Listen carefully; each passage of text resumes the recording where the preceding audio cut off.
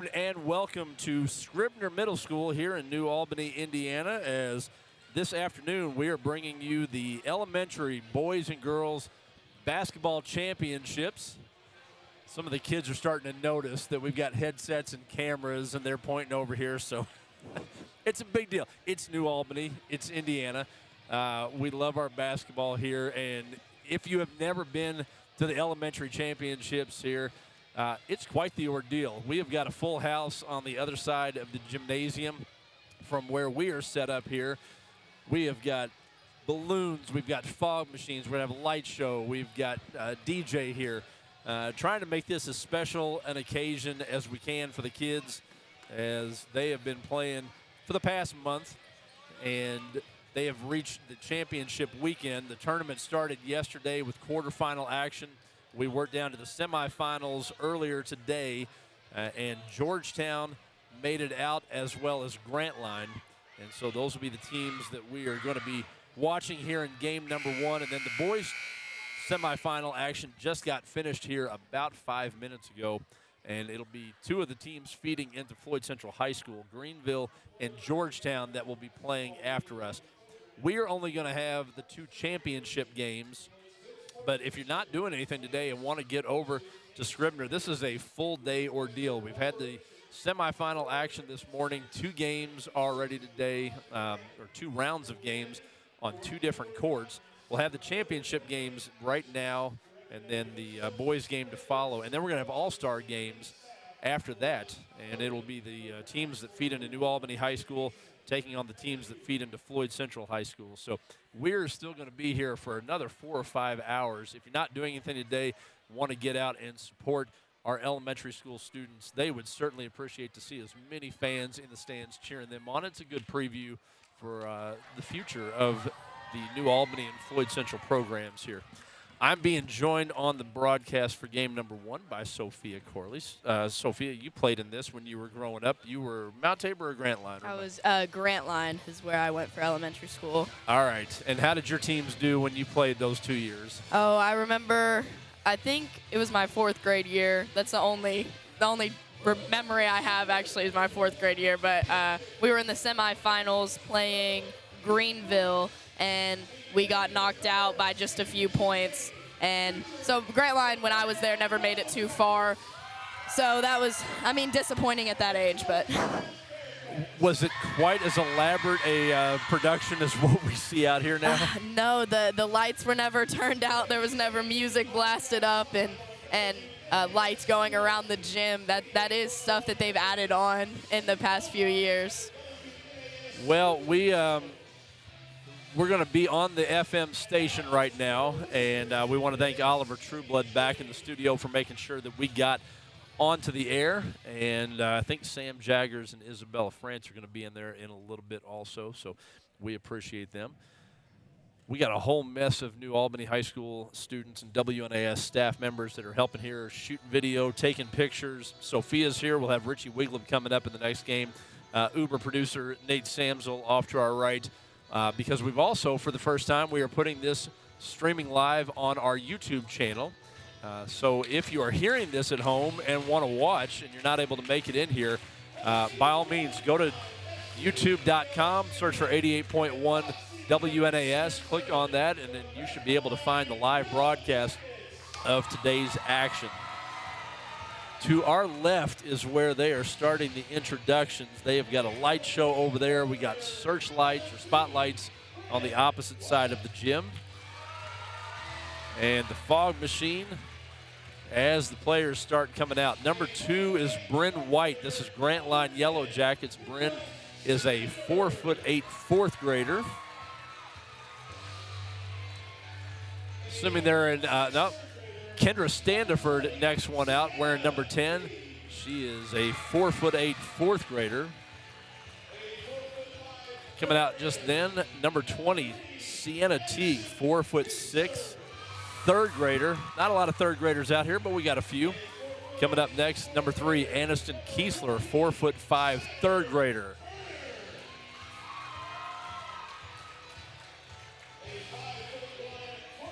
The next one out here at midcourt believe that was Sloan Hanger, number 12, a 4'11", fourth grader. Journey Huggins, number 32, 5'1", fourth grader. Next one coming out is Ava Hicks, wearing number 4 today. She's a 4'7", fourth grader.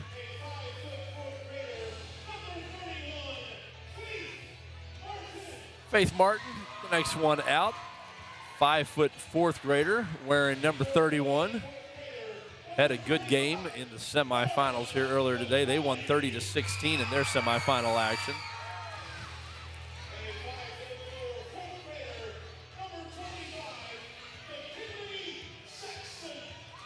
Number 25, McKinley Sexton, 5'4", fourth grader.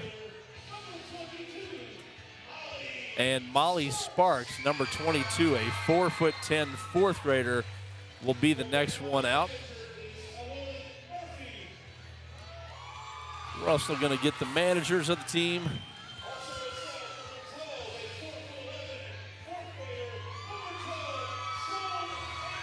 Oh, there's Sloan Hanger. Sorry, I thought we'd gone through the entire roster there.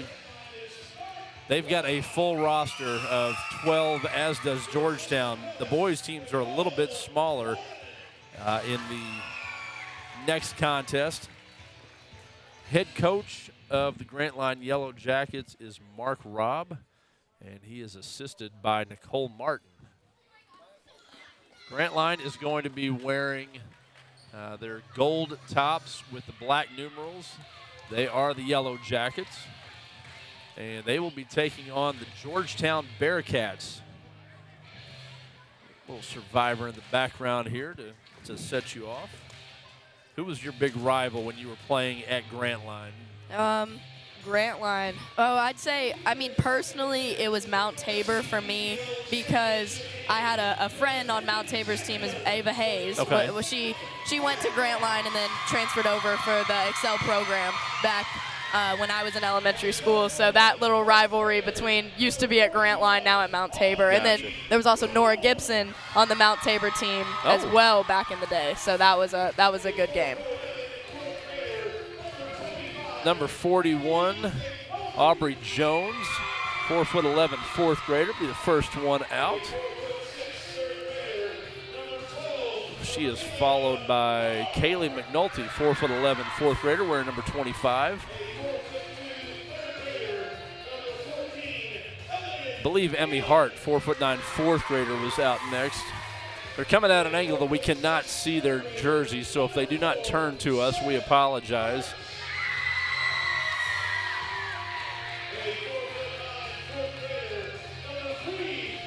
Number 3, Emmy Hart, a 4'9", fourth grader, will be the next one out here to half court. We missed a couple along the way, apologies. Number 40, Lily Mattingly, the next one out. She's a 5'2", fourth grader.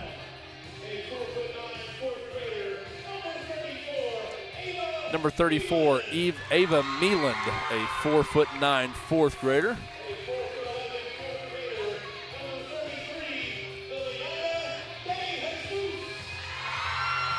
Number 33, Liliana De Jesus, the next one out. Number 13, Caitlin Bramer, a 4'9", fourth grader. Adeline Mingus, number 22, will be the next one. Oh, wow. My goodness. Came out with a gymnastics routine there. She's a 4'6", fourth grader. Well, Shelby Geilinger. Shelby Geilinger out next. I'm still taken away by the backflips that we just saw here.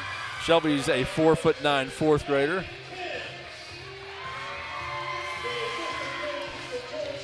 The head coach, longtime head coach in the elementary and feeder system for Floyd Central, is Wayne Timms. He's being assisted by Jamie Carr and Lucas Taylor. And again, our apologies if we were not able to catch the names of a couple of the kids that came out there as they were running out at an angle where we could not see their jersey numbers there. We got the smell of the fog machine now wafting through here. Yeah. Well, I don't know if you had an opportunity to get here and see any of the first game, the semifinal action here.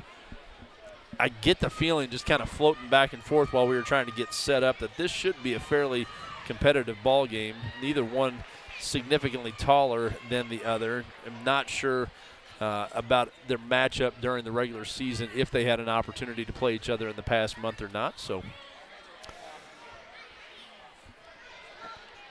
it's going to be Grantline moving right to left from our perspective here. Georgetown in their green with white numerals. I'm going to guess, just based on the heights, that it's Hanger that's tipping off for Grantline right now, and then De Jesus for Georgetown lined up in the center of Scribner's court. Some of that haze starting to work out of here, but it's still a little bit misty.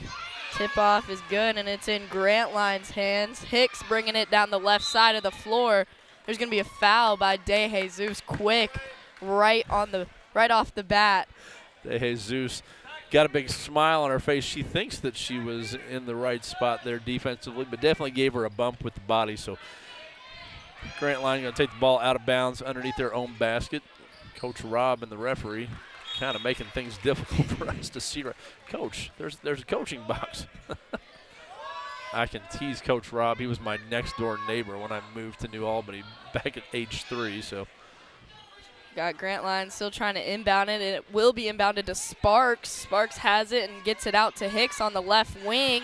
It's picked off by Georgetown right now. We have Meelan going quick down the floor. They're going to catch her with a travel right there as she was coming down the right side on that fast break. Thought maybe a little bit of contact there, but the referees did not see it that way. So we are 20 seconds gone, or a minute and 20 gone in this one, and no score yet on the board.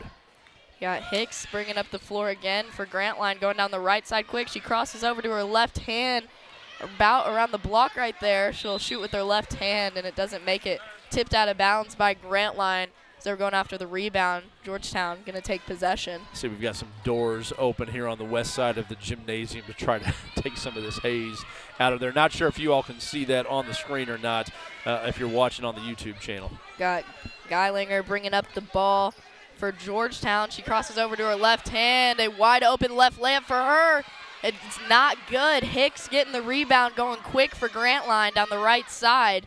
She'll slow up a little bit, go to the left side, going to the left side of the floor in the short corner now. She'll try and get it to Martin, but it's picked off by Georgetown. Now in the hands of Mingus. She looks to go all the way, and she's fouled as she goes up on the right side of the rim.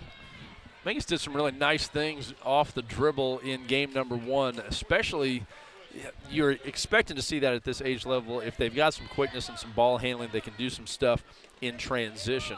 The kids that really set themselves apart at the 3rd and 4th grade level are the ones that can do that in the half court when there's a little bit more congestion. We had Grantline's bench putting their feet on the floor, stomping a little bit as Mingus was going up for that free throw. The stuff that they do now that's adorable, that if they did that in high school, you'd probably drive you nuts. I think that's going to be tipped out by Grantline, so yeah. Hicks got her hand on that. The ball right down towards Emily Spainauer, taking pictures for WNAS on the baseline. She's got to be ready to meet that pass.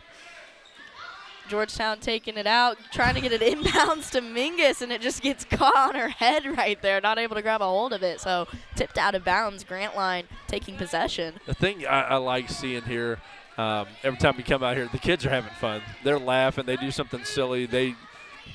You'd probably lose your mind a little bit in a varsity game if that were the case. But right now, they're just having fun out there. Hicks down the right side of the floor. She's driving baseline right now. She's going to throw it up behind the rim right there. Bailed out with a foul by Mingus. So she's going to get an opportunity from the charity stripe.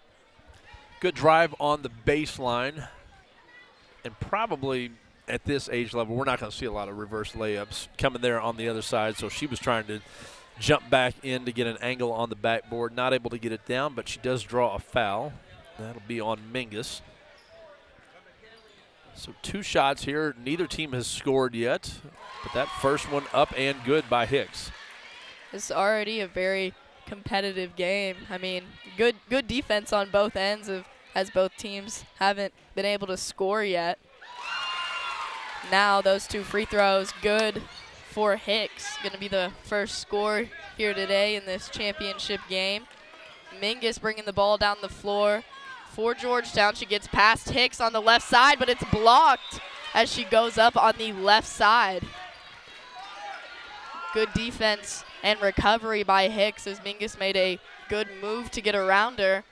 She was there to keep that shot from going in the second time around. We have Mingus with it on the right side of the floor. She'll swing it over to the left side now.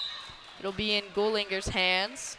They're going to call a foul on Molly Sparks, a 4'10" fourth grader for Grantline. So Georgetown again taking it out underneath their basket. Probably not a terrible foul there because she got by, and that would have been a clean layup opportunity had they not been whistled for that. Inbounded to De Jesus. She passes it over to Mingus. Mingus making a good move, getting to the right side of the rim, and then getting fouled as she's going up from around the block. Well, I can definitely see both teams have got, with Mingus on one side, Hicks on the other there, the kid that they feel comfortable having the ball in their hands, trying to break the defense down. Now you wonder if any of them have got somebody that can step out into that 10, 12-foot range and knock down a jumper if the pass comes to them. First free throw is not good for Mingus on Georgetown's side.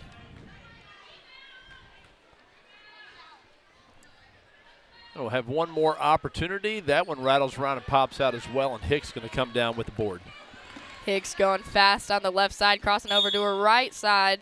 They're going to catch Mingus with a foul right there as Hicks was trying to get around her to the basket. So Grantline now taking it out on the sideline. Martin inbounding it for Grantline, struggling to get it in. She'll throw it over to Macrelli, but it's picked off by De Jesus.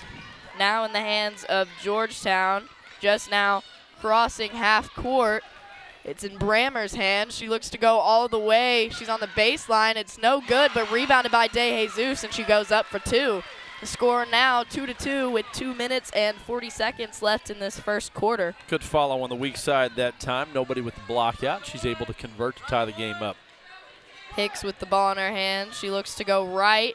Crosses over to her left hand in the paint now. She'll dish it off to her teammate on the block, and it's again picked off by De Jesus. Mingus with it going down the right side. She stops. They're going to catch her with a travel right there. I thought she did a pretty good job getting herself stopped. It was awkward. Yeah, she had 1 foot out in the air, her right pivot foot on the floor. She's going over to the bench saying, how was that a travel? I had my foot on the floor. She's demonstrating for her coaches right now. So, as you look on the screen right now, a pretty full house opposite from us. We've got the All-Stars for the girls to our left on the west wall here. So girls at the 9 elementary programs. We've got 6 that feed into New Albany, 3 to Floyd Central. Obviously, now next year when some of these 4th graders head off to middle school, 3 of the New Albany schools will go to Hazelwood, 3 of them over to Scribner, and then the other 3 up at Floyd Central will feed into Highland Hills. So equitable breakdown there. The girls who are in the All-Stars, and I think this is just for the 4th graders, not 3rd graders. So the 4th grade All-Stars, if their teams did not advance to the championship, they will be playing. And I think they're going to get introduced at halftime maybe, which is why they are already gathered up down to our left. Grantline ball, and you can't press at this level, I don't believe. I don't have the rules in front of us, but they're going to fall back and be waiting to pick them up when they get to half court. We have Hicks with the ball in her hand. She's looking to go right. She's in the right corner now outside the three-point line. Crosses over to her left. She's going to get fouled again. And you hope that's not De Jesus. It would be her second here in the first quarter. But I think that was the primary ball handler there that got her. Getting it inbounds, trying to find Hicks, but it's picked off by Georgetown. Mealand. She's on the right side, picks up her dribble. The bank is open for her as she's able to find that shot off the backboard. She got one of those in the fourth quarter when it was still a fairly tight ball game in the semifinals. A bit of a miscommunication on Grantline's end. Hick looking to give it to her teammate on the left side of the floor and just passing it out of bounds. So Georgetown with it now. It's in Mingus's hand. She's looking to go quick, and it's tipped away by Hicks. She's looking to go to the left side of the rim. She spins, goes up with a right, unable to finish that, but a great move by Hicks to get Mingus off of her back. She felt her on her in transition. She's applying good pressure to Mingus now. Mingus getting around Hicks, looking to go all the way down the right side. Unable to finish that one, and it's rebounded by Martin. Martin looking to go quick for the Yellow Jackets. Down the right side of the floor, she's picked up by Mingus. They're going to catch her with a travel right there in transition. A little bit of a late call there, but that was more of an infraction than we saw on Mingus down here on the other end. Good spin move. One thing that I tell my kids, especially at these levels, when you make that spin move, you got to have a lower center of gravity. If you're upright on that, you're probably going to drift right through the move. Mealand finding a shot from the short corner, no good again, but rebounded by Martin. She'll find Hicks, and she's looking to go. She picks up her dribble from the block. She's guarded good by Mingus. She finds Martin. Martin drives to the rim, no good. Rebounded by Grantline again in Hanger's hands. It's going to be a jump ball. Georgetown going to take possession. Got 37.6 seconds remaining in the first quarter. We're going to get a substitution as it'll be Kendra Standiford, a 4'8" fourth grader, first player of the game in off the bench for the Yellow Jackets. And I think on the other side was that Molly Sparks maybe that was heading out. It's going to be Georgetown possession now, just 30 seconds on the clock in Gullinger's hands. She pulls up from around the volleyball line, and it's not good. Tipped out of bounds. Grantline taking it now. A little left-handed 8-foot floater in the lane there that time. Rattled around, just barely popped out. And so Grantline with 18 seconds left looking for a final score to try to tie this up. Hick in the short corner, picking up her dribble, getting it to McCrelly at the top of the key. She passes it back to Hicks. 5 seconds on the board. Hicks going up into DeJesus and Mingus. I'm not sure they're going to call that one on, but it'll be the second foul for either one of them. I think it was Mingus there. I think she got her from behind and shoved her into DeJesus down below, so they're going to whistle the first one there with 3.4 seconds left. And Hicks knocks that one down. And her first 2 points were free throws as well, I believe. So she's 3 for 3 from the line here. Has one more opportunity to try to tie things up. 3.5 seconds. Pretty short amount of time for elementary kids to try to go length of the court here. We'll see what they're able to do. Yeah, missing that free throw too. So 1 second on the clock. 4-3, a 1-point advantage for Georgetown going into the second quarter. Well, first time today that either of us have seen these kids. I'm presuming. Well, I don't know. You know, with the high schoolers, you all are pretty involved with dealing with the feeder programs. Yeah, there's a few kids on Mount Tabor and Grantline's teams. Those are the only two teams I've seen from the girls program here so far. I recognize a few players that have been out to our camps and spring league type things. Faith Martin being one of them. She actually came up to me while I was taking pictures for the boys games earlier. She says, "Sophia?" I said, "Oh, hey." And she was like, "Where's Kate?" Well, she actually asked, she said, "Where's Katie and Moira?" I said, I will make sure to let my daughters know that Faith was asking. Faith was looking for them. I said, "They're not here today." She said, "Why not?" So, I mean, come on, Katie. Could have been here with me. Yep, we'll get on that. I did not hear what the announcements was. We saw Floyd Central head coach Randy Gianfagna out here for a presentation. Floyd Central lost in the sectionals that was Friday night, I guess, against Silver Creek. Really, really good ball game there. Talking to Coach Gianfagna earlier, he agreed with me that once Brindley Clark got in that foul difficulty there at the start of the fourth quarter, that's kind of where everything turned in that contest. But they've got all 12 players on the sectional roster back next year, and with some of the graduation. What in the world is that? Oh, wow. Get it to Martin down low. They're going to catch her with a travel. Grantline started that off with a pretty weird-looking setup. I'm going to have to go back and review the film and unleash that during AAU season, it looks like. Mingus going down the left side of the floor quick. They're going to say Hicks reached in as she was driving down the left side of the floor. Going to be Georgetown ball again on the sideline and getting it to their primary ball handler, Mingus. She crosses half court, gets past Hicks. She'll stop and pull up a good little bunny shot for her right inside the free throw line a few feet. Now she's got a nice little touch in there, and that was good body control to get in there and come to that jump stop, let the defenders clear out that time, and now Hicks is going to try to answer. Before Hicks drove, they called a foul on. Was that Sloan Hanger? I thought he. Yeah. An offensive foul on Hanger. Yeah, I think she had an illegal screen somewhere out by the Panther logo here on the far side. So 6-3. Now Georgetown having doubled up Grantline.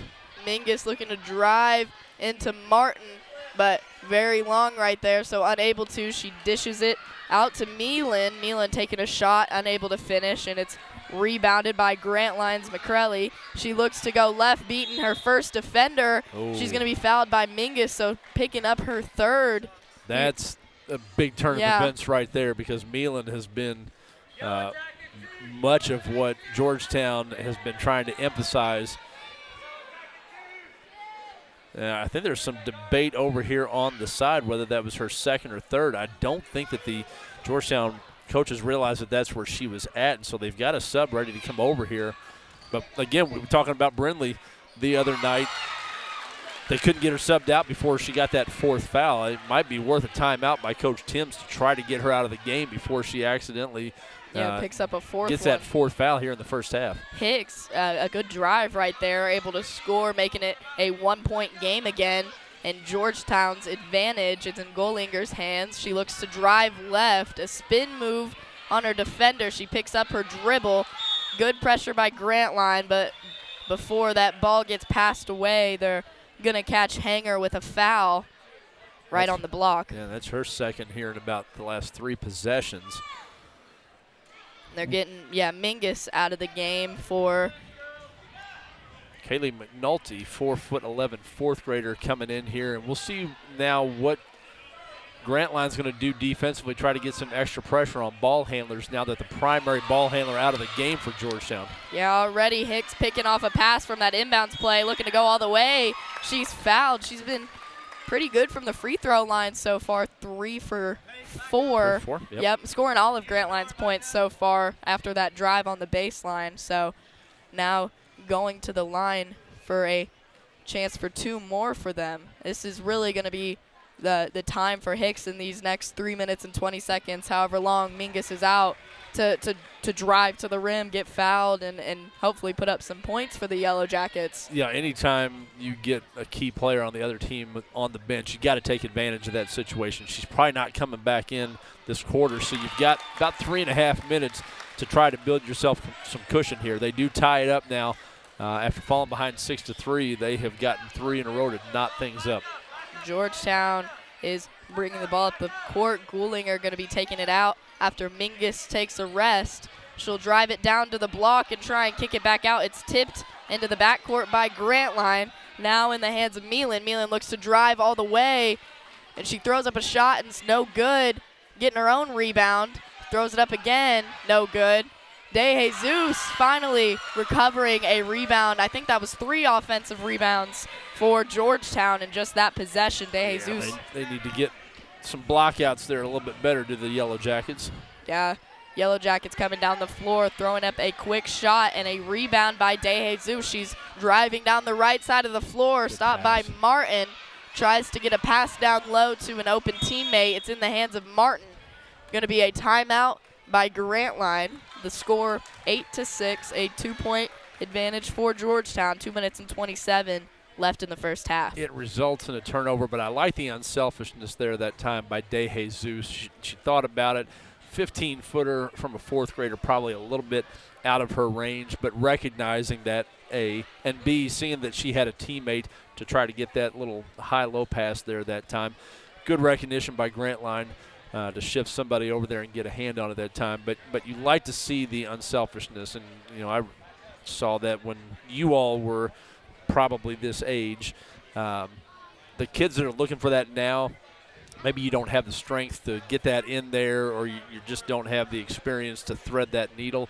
But the fact that you're looking for it eventually here when you all get a little taller, a little stronger, a little bit more experience, the fact that you've got that knowledge there. Well, hello, Faith. How are we doing?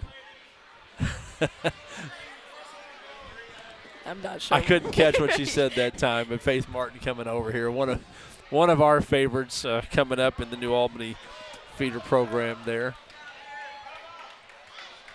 So 2 minutes and 27 seconds to play here in half number 1. Getting it inbounded for Grantline. Looks like There we they're go. having their cool play again where they All right. have all 5 at the half line. Hick looking to go right in the short corner now, crossing to her left, spinning back to the baseline. A floater for her is no good. And recovered by Grantline's Molly Sparks. Going to be a foul on, who was that on? I could not see. I think that was DeJesus's third or second right there, picking up a foul. So Grantline. I talked about it with Emily Spainauer late in the season when she was getting some of those baseline drives. You don't want to be so shallow on that towards the baseline that when you make the move, even if you get by, that now you're behind the backboard and you don't have an angle to use the glass. And that's where Hicks has gotten herself in a little bit of trouble. She's making good moves. That was a great spin move, but she's now too deep on the baseline and wind up not really having a good angle to be able to convert on that. Sparks shooting free throws. Is Elementary still 1-1? Because they're lining up looking like they're 1-1 right now. That I believe they probably have not changed. I know the middle schools went to what the high schools do, where they reset and start shooting 2 at the fifth foul. It's in Georgetown's hands after that second free throw is no good. McNulty bringing it down the right side of the floor. Good defense by Martin, making sure she didn't make that. Hicks in transition going really quick. She'll spin and throw one up. It's good from Hicks right there. The Georgetown faithful in the stands. I'm still seeing the travel signal being given. It was a great move.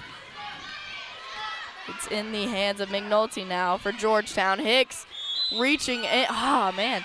Hicks reaching in and tipping that ball out of bounds. But honestly, I think McNulty might have touched that again before it went out. They're going to give the ball to. I thought she maybe got her hands on it a couple of times there. So DeJesus is out of the game. And our statisticians, of course, we are really crowded over here. There's a lot of folks here on press row. And so we had to send our statisticians, who hopefully will have stuff over for us at halftime and then in the postgame. But they're directly across the floor from us. So Emily Robinson and Kinley Bush keeping the stats that we will give you here at the break. But that doesn't help us right now. No. I think DeJesus has 3 fouls. I'm positive that Mingus has got 3 fouls here. And that's going to be critical when they both come in at the start of the third quarter. Are they going to be able to play defense and keep those hands off there? Because if they have to play extended time with those 2 on the bench in the second half, that's going to make it a whole lot better for Grantline's chances, rather, of coming out with the victory. I think Hicks might have a foul or 2 on her part as well. All these guards struggling to play straight-up defense on the opposite ball handler. Well, and you know why? Because they're so used to reaching in and getting steals. When they find somebody that's just as good of a ball handler. It's difficult to turn that off. Hicks getting a steal, looking to go left. I think it's, tipped out of bounds right there by Meeland, playing good defense on Hicks, making sure she's not able to get a transition layup. Right there, kids, you're watching at home. If you got somebody on your hip, you just got to give a little hesitation move to try to let them clear out. An inbounds play for Grantline, resulting in a wide-open Hicks on the block. You know she's going to make that one after everything else she's done this game. So Grantline taking the lead now, 11-8. It's in Georgetown's hands, and Hicks able to get a hand on that one. It was Brammer bringing the ball up. I think it was 6-3 when Mingus went out of the ball game. So an 8-2 run with her sitting over on the bench. It'll be inbounded to McNulty. She's on the baseline, throws one up, no good, and it's recovered by White. She's looking to go all the way fast. She stops and is going to get called for a travel. I don't think they realized that the referee on the far side had blown the whistle there. So we do have 3 referees in this one like you would at the varsity level. Again, we got to give all sorts of credit to Matt Dennison with the New Albany Parks and Recreation Department. He's the one that brought back the elementary athletics after it had been gone for a lot of years. And everything that you see here absolutely has to do with his hard work and his enthusiasm for trying to make sure that these kids get the kind of experience they deserve. Gollinger looking to drive all the way right there, going right and getting fouled. So going to the free throw line now. Also, I just want to give a shout out to Hicks. At the elementary school level, it's looking like they have a free throw line a little bit inside of the actual free throw line on a basketball court. But Hicks, every free throw she has taken has been from the true free throw line on a basketball court. So shout out to her for being young and able to back up a little. Yep, that's probably a 12 or 13-foot line that they're allowing them to deal with. And Hicks is going to get the rebound and immediately get grabbed by Kaylee McNulty. And so that'll be a foul. Yeah, and the bonus, I believe they should be. Well, that's what the referee is checking to see if it's a foul situation. And you really can't do that is foul her, 84 feet away from the basket, not even make them have to work an offense here. And the one person that you can't afford to put to the free throw line is going to be Hicks. So Hicks gonna now get a chance. One and one from the. Nope. I think 2 shots, not 1 and 1. All right, so they've got the same rules in place as well. And you're right, she is back at the 15-foot. That one gonna go short off the rim for Hicks, making her, I believe, 4 for 5 or Maybe no? 6. She definitely missed her 4th free throw. There we go. That one's good. So Grantline taking a 4-point lead with just under a minute in the first half. I believe that's Meelan bringing up the ball. Meelan bringing up the ball for Georgetown. She gets it to the right corner, giving it to Gollinger. She'll throw one up pretty far out right there, rebounded by Hicks. She's looking to go quick down the right side, but Meelan, a good effort trying to get back. Hicks finishing through the pressure, though. 14-8 now. Going to be Meelan bringing the ball up again for Georgetown. Hicks trying to get a tip. She gets past her defenders. Now in the short corner, trying to get it to Gollinger. She'll throw it to Bren White for Grantline, trying to stop in transition. They're going to catch her with a travel. And it's so tough at that. When you're going full speed and all of a sudden you try to come to that jump stop, if you don't have your momentum slowed down, it's easy to kind of bounce right through that. So we're going to get a timeout. I think that'll be Georgetown that wants to set up what they're going to do with this final possession here. They've got 10.4 seconds on the clock to try to make something happen. And so we will see what they've got coming out. Now, I'm fairly certain, again, not having the rules in front of us, that we can't play zone at this level. And there's they have to be man-to-man. And no double teaming. So you've got us now. You can switch on screens, obviously. I'm not a big proponent of zone defense at the young levels, even middle school, because you got some kids that, just haven't hit their growth spurts and can't possibly get the ball up with any effectiveness from 20 feet out. And so I just don't think that that's teaching kids to play the game. And honestly, if you can't guard somebody in a man-to-man, you're not going to be able to guard somebody in a zone either if they try to take you off the dribble. So high school, different story. Georgetown getting the ball inbounds to Gollinger, looking to go quick down the left side. She pulls up from the free throw line, but unable to make that. A good assist to her teammate McNulty right under the basket, though. Hey, they'll take that. That's going to be a big lift for them to have that down to 4 points here at the break instead of 6. Mingus will get back in there. De Jesus has been their best rebounder here, and I think maybe has 2 putbacks already here off of offensive rebounds to get scores. So once they're able to get them back out on the court, this should be pretty competitive second half here. I see Emily and Kinley. Yeah, they're abandoning the stat sheet, so I'm not sure if we're going to get that. They're trying to work their way over here, hopefully, or did they just... Yeah, they left the stat sheet over there with their drinks.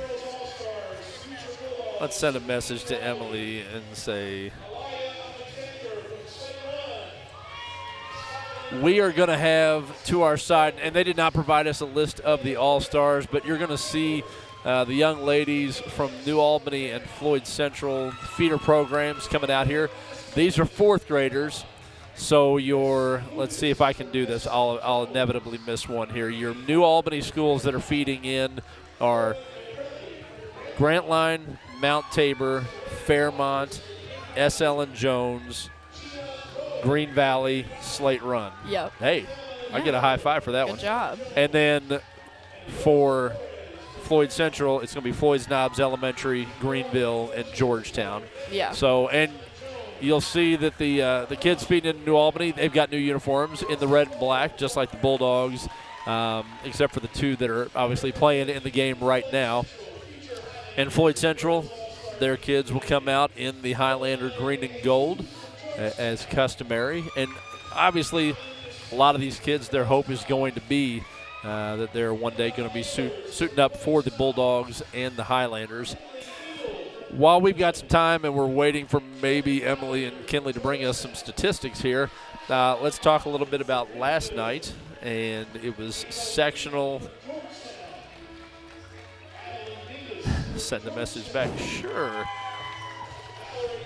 Sectional finals were last night. I opted not to go out because I wanted to watch as many of them as I could on computers at home. So I had my computer and about 3 laptops set up, and I was moving from game to game. The 2 I obviously focused on were Lanesville, Borden, and Bedford Jennings County.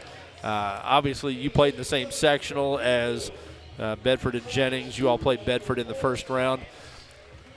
On a scale of 1 to 10, you're surprised at Bedford being able to get over the top against a Jennings County team that had just beaten them by 17 a month to the day prior. I'm surprise scale, I'm going to say like a 7. Like I wasn't like that's something BNL would do is come back and win for the 13th season in a row when Jennings was supposed to win. Disappointment level 12 out of 10 for sure though. I really wanted Julianne Woodard to get that win because as I agree with you with if I had a vote for the Miss Indiana candidate, it would go to Julianne Woodard. So I was hoping she could get the sectional title to boost her chances at that. Leading her team to possibly state as she earlier in the season took on Franklin, which was a highly ranked team. Was it number 1 or just a highly ranked team in the state? They were top 5, yeah. Top 5 in the state. Jennings County able to defeat them by 6 earlier in the season. So they were looking pretty good if they were able to get past our sectional around here. Got to give credit in the Bedford win last night to Madison Bailey. Oh, yeah. And obviously, you know, she's probably going to be invited to the top 60 workout. She's going to Marion University up in Indianapolis next year. And talking to, again, Coach Gianfagna, saying, hey, she's always going to get the opponent's best offensive player when they need somebody locked down. But if you don't follow girls basketball, I cannot express enough to go on Friday night and take on Silver Creek, and I'm almost positive she held Emma Shane to without a field goal in that game. Emma's a combo guard, a 1 and a 2, little, quick. You guard her on a Friday night, and then you turn around and you guard Julianne Woodard, who's a 6', 6'1", broad-shouldered, long-arm power forward. Everything that Emma Shane is not, and you hold her to one made shot the entire ball game. Madison, and on the other end, scores 24 points to lead all scorers last night. Madison Bailey just played out of her mind over this weekend. Yeah, Madison Bailey has for the past few years been just a great player for Bedford, and honestly, it wasn't even until we had made that correlation between her guarding Emma Shane and Julianne Woodard that I realized that she was such a great player on both ends of the floor as well. She's always there to knock down a wide open three, or not even wide open. That girl's shot is incredible off the bouncer. Even in general, you barely see her miss a three in a game. So being able to play such good defense on such good opponents and then lead your team in scoring in a sectional championship is pretty impressive on Madison Bailey's part. Looking at the statistics here in the first half, and Ava Hicks got 13 of the 14 points for Grantline. The other one was a free throw knocked down by Molly Sparks. I thought somebody got a little jumper in the lane here, so I think maybe we've got one shot given to the wrong one. Maybe Sparks got out of the break and hit a little 5-footer on the left side here. But Hicks has also got 3 rebounds in the first half. We got a 21 for Grantline, who's not on the roster. So, okay, so Emily and Kinley, you're fired. Yeah. On the other end, Georgetown, Ava Meelan's got 2 points. Liliana De Jesus with 4 points and a couple of rebounds. Mingus with 2 points before she went to the bench, and they've also got 2 from McNulty. Mingus coming out quick down the left side, throwing up a shot, but falls into De Jesus' hands. She gets her own rebound. Her shot's not good, but gets into Meelan's hands. She gets her own rebound and then makes a jumper from the baseline. That was, I think 4 rebounds, 2 apiece for 2 different girls right there. Grantline's just not getting the blockouts that they need, and they're getting way too many possessions. Oh, wow. Hicks trying to go, and it's just completely picked off by Meelan. She goes in transition, trying to go up. Good defense applied by Hicks after that turnover, and she'll be called for a travel. I think that surprised Hicks a little bit that they jumped out on her that time when she came down. She was a little bit surprised by that one. Yeah, Hicks a bit more cautious bringing the ball up the floor. This time Grantline, and they're 5 across the half-court line set. Just now crossing now. She's looking to go all the way, Hicks is, and she'll pick up her dribble and pass it over to Sparks. Sparks taking a shot from the right side of the floor is no good, and it's rebounded by McCrelly. McCrelly going up, getting her own rebound, and then shooting another one, and it's rebounded by Sparks. Sparks on the right side, but it's picked off by Mingus for Georgetown. She's looking to go quick down the right side. She's picked up by Martin. She throws one all the way over the basket. I think Martin's size and length intimidated her a bit right there as she threw it all the way over. She had one of those in the semifinal game too, and all you can do is just laugh and throw your hands up and say, all right, we'll get the next one. Again, Grantline setting up 5 across the half court, and now the ref stopping the game and saying that Georgetown can't stand in the post or stand in the paint during that play. They have to go guard their man. So opening up the lane all the way for Hicks as she goes all the way to the basket. Good for 2. That was, she's quick. She's Yeah. real quick. It's definitely designed to try to confuse them there about what play they're going to run when they're all on the line out there at half court. Mingus flying by Hicks and throwing up a shot from the right side of the floor is not good, and it's rebounded by De Jesus. De Jesus going up with it, and it's going to be blocked by Martin. Sparks trying to get it to her point guard Hicks and called with a travel before she can get that ball. We'll talk to out of her Martin hands. after the game. She's got away with that one, but she's definitely chopping down at that and is going to get herself into some foul difficulty if she's not careful. Mingus throwing it over the basket, and it's rebounded by De Jesus. She passes it over to Meelan. Meelan throwing one up. It's rebounded by Hicks. Hicks going fast down the left side of the floor, crosses over to her right hand, and she goes up from the center of the floor. Good for 2.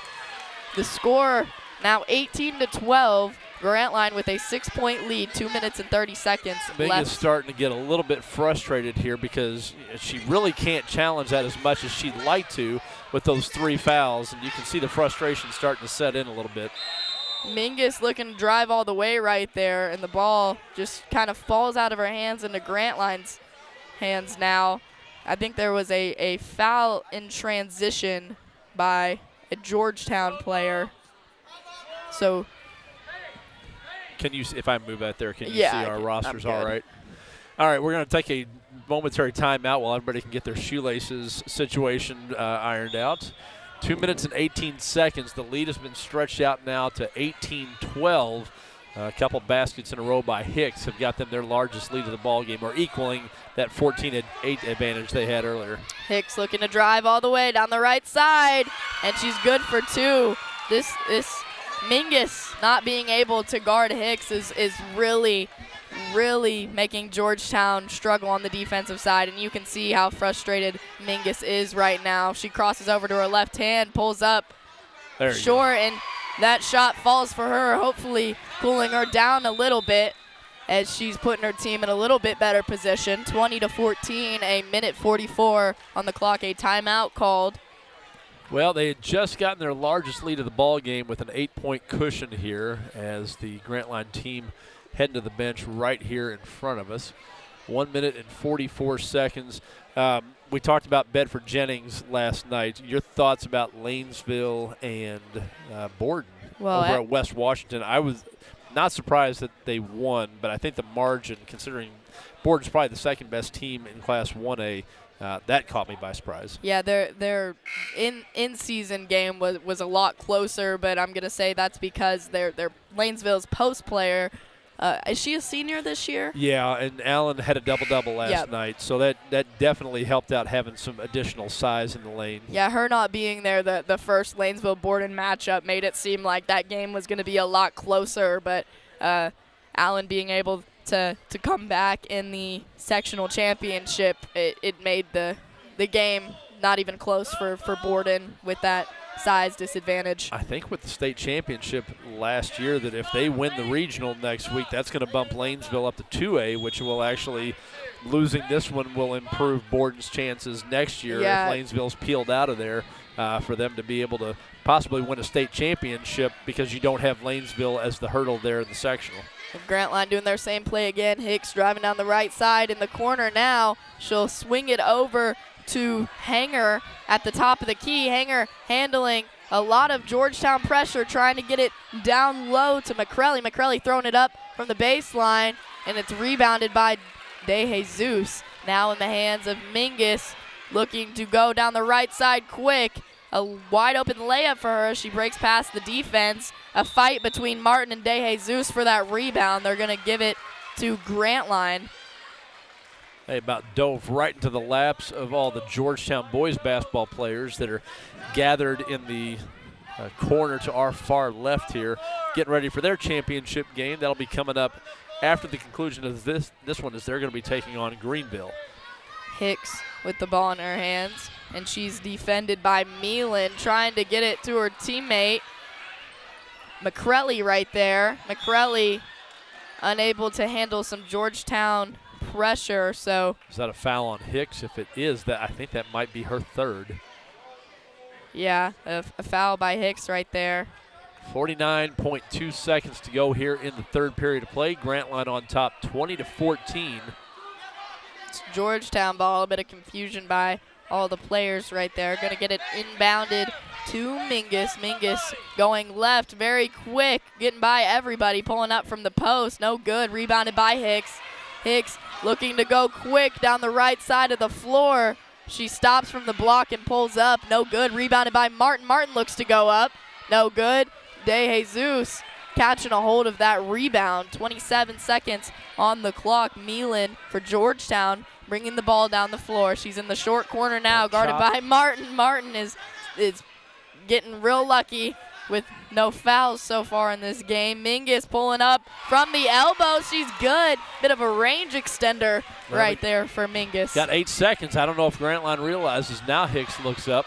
4 seconds on the clock. 3. Hicks is going. Crossover, and it's blocked by De Jesus. inside of the paint right there. So 20-16, Grantline with a 4-point lead going into the fourth quarter of play. Well, we talked about it. Mingus was a little bit frustrated there in the middle portion of that quarter as that lead started to stretch out, but a good job by her to keep looking for the spots that she had. I think Grantline gambled a couple of times out top here, and she made a good hesitation move or crossover to lose that first defender, and when they didn't come over to help out, she was able to knock down a couple of shots there. So 20-16 heading into the final quarter of play. Will you be heading? I know Emily Spainauer told me she's going to be heading off to Bedford next week to watch one Bedford taking on, let's see, they've got Center Grove. That's going to be a tough ball game. Of course, I'm the one that said they were not going to get past Jennings County, so what do I know? Center Grove's only lost one ball game this year, but now fighting for the glory of the Hoosier Hills Conference. And then I think Franklin is taking on Evansville North. We saw Evansville North earlier this season. I don't know, thoughts. Can Bedford keep this on? I mean, with Chloe Spring and Madison Bailey, I guess anything's possible at this point. I mean, yeah, if Madison Bailey's going to play how Madison Bailey did in this sectional, I mean, having two players as dominant as Spring and Bailey, it could be anybody's game. We have Mingus bringing the ball down the floor, pulling up from just inside the free throw line. De Jesus fighting for the rebound, but falling to the floor, so going to catch her with a travel. Grantline taking possession. Yeah, she did a good job getting in there amidst a couple of Grantline defenders there, but came down, and I don't know if she rolled an ankle a little bit. She looks like she's... Or it'll be in Hicks's hands now. She finds Martin down low. Martin trying to pivot around with the ball a little bit. Mingus and Martin fighting for it on the floor. Going to be a jump ball. I think Georgetown going to be... Nope, Grantline is going to be... Yeah, I don't think that they switched the arrow here at the end of the quarter, so... Yeah, so Grantline is going to be taking possession underneath their basket, so a chance for a score in an inbounds play. Grantline setting up in a stack on the right block. Going to try and find Hicks. Hicks from the short corner throws one up. She's very highly contested right there, falling to the floor. There's going to be a foul called. Mingus looking a bit scared that, yep, that one's going to be on her. So Mingus picking up her fourth foul here in this contest, looking pretty upset after that one. Well, this is a big opportunity again for Grantline if they're able to.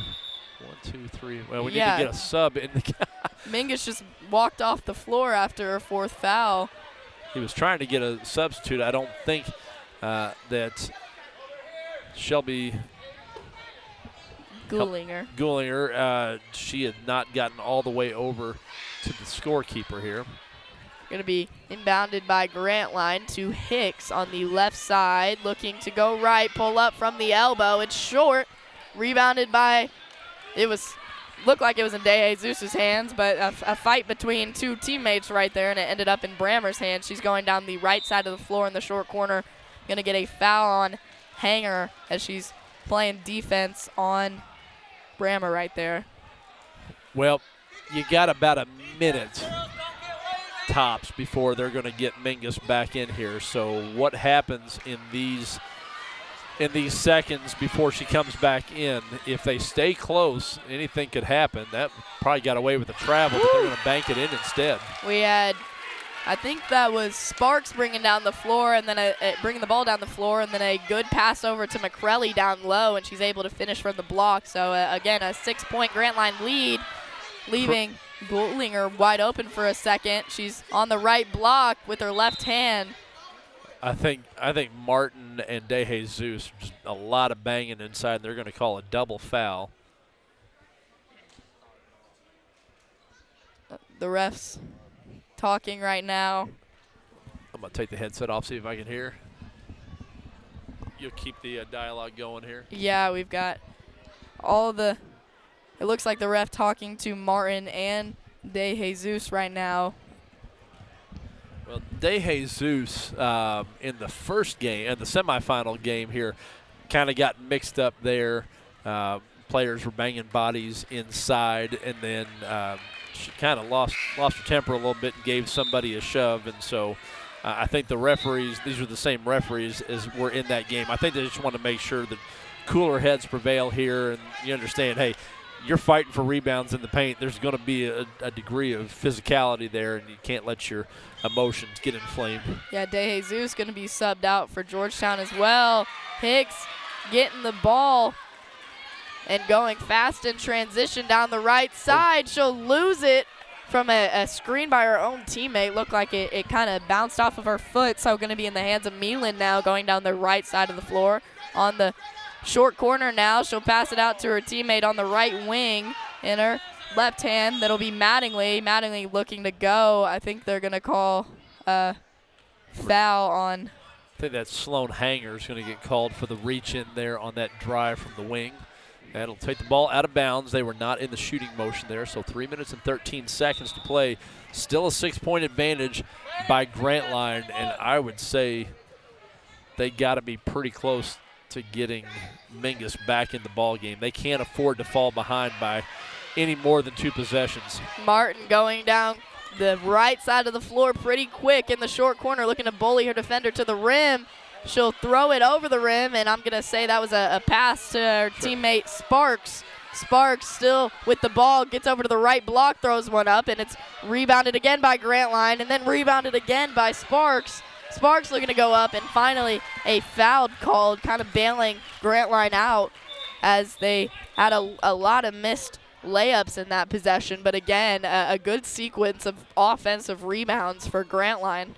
I think both teams, well, this is the end of it, so they're not going to have any more practices. Need to have that discussion about inside, getting the body into somebody, getting that block out. First free throw is going to be good for Molly Sparks, a 4'10" fourth grader for the Grantline Yellow Jackets. It was Lily Mattingly that was whistling for that foul for Georgetown. The second free throw goes up, and it just falls in. Pretty exciting right there, as Sparks able to knock down both of those free throws, extending the lead to the biggest it has been the entire game, 8 points for Grantline.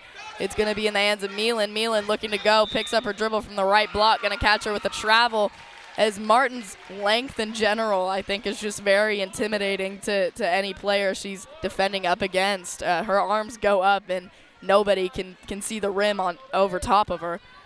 We have Hicks with the ball in her hands. Grantline setting up their favorite play. Hicks looking to go right, crosses over to her right hand, goes up. Oh, man. They're going to catch her with a travel right there. Yeah, she split the double team, but I do think she got some happy feet there that time. I'm not sure that Ava agrees with that. But we're down to 2.5 minutes, and still De Jesus and Mingus on the bench. Yeah, Goldinger taking it up for Georgetown. Crossing over to her left hand. She looks to go to the right, and she'll kick it back out to Mattingly. Yeah, they're going to say that was a double team there at that time, that she jumped out and she was helping Hicks a little bit too much there, so they're going to blow the play dead and take the ball out of bounds here with 2 minutes and 13 seconds.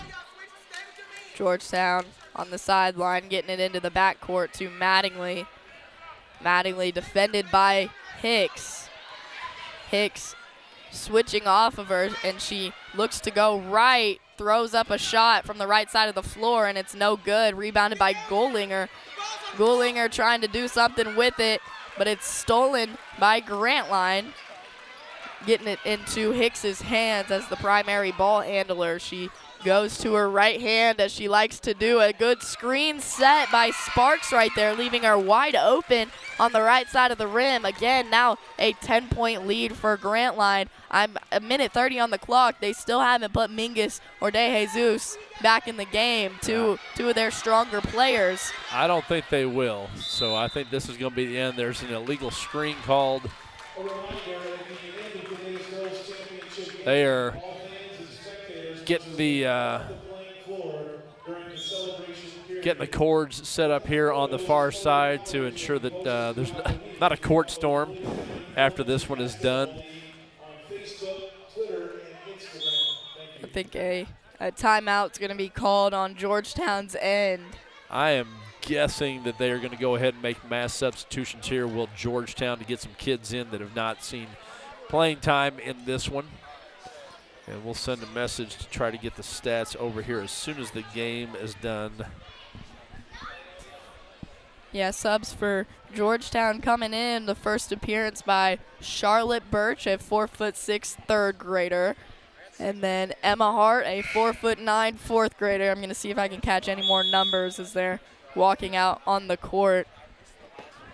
Grantline not making any subs, though.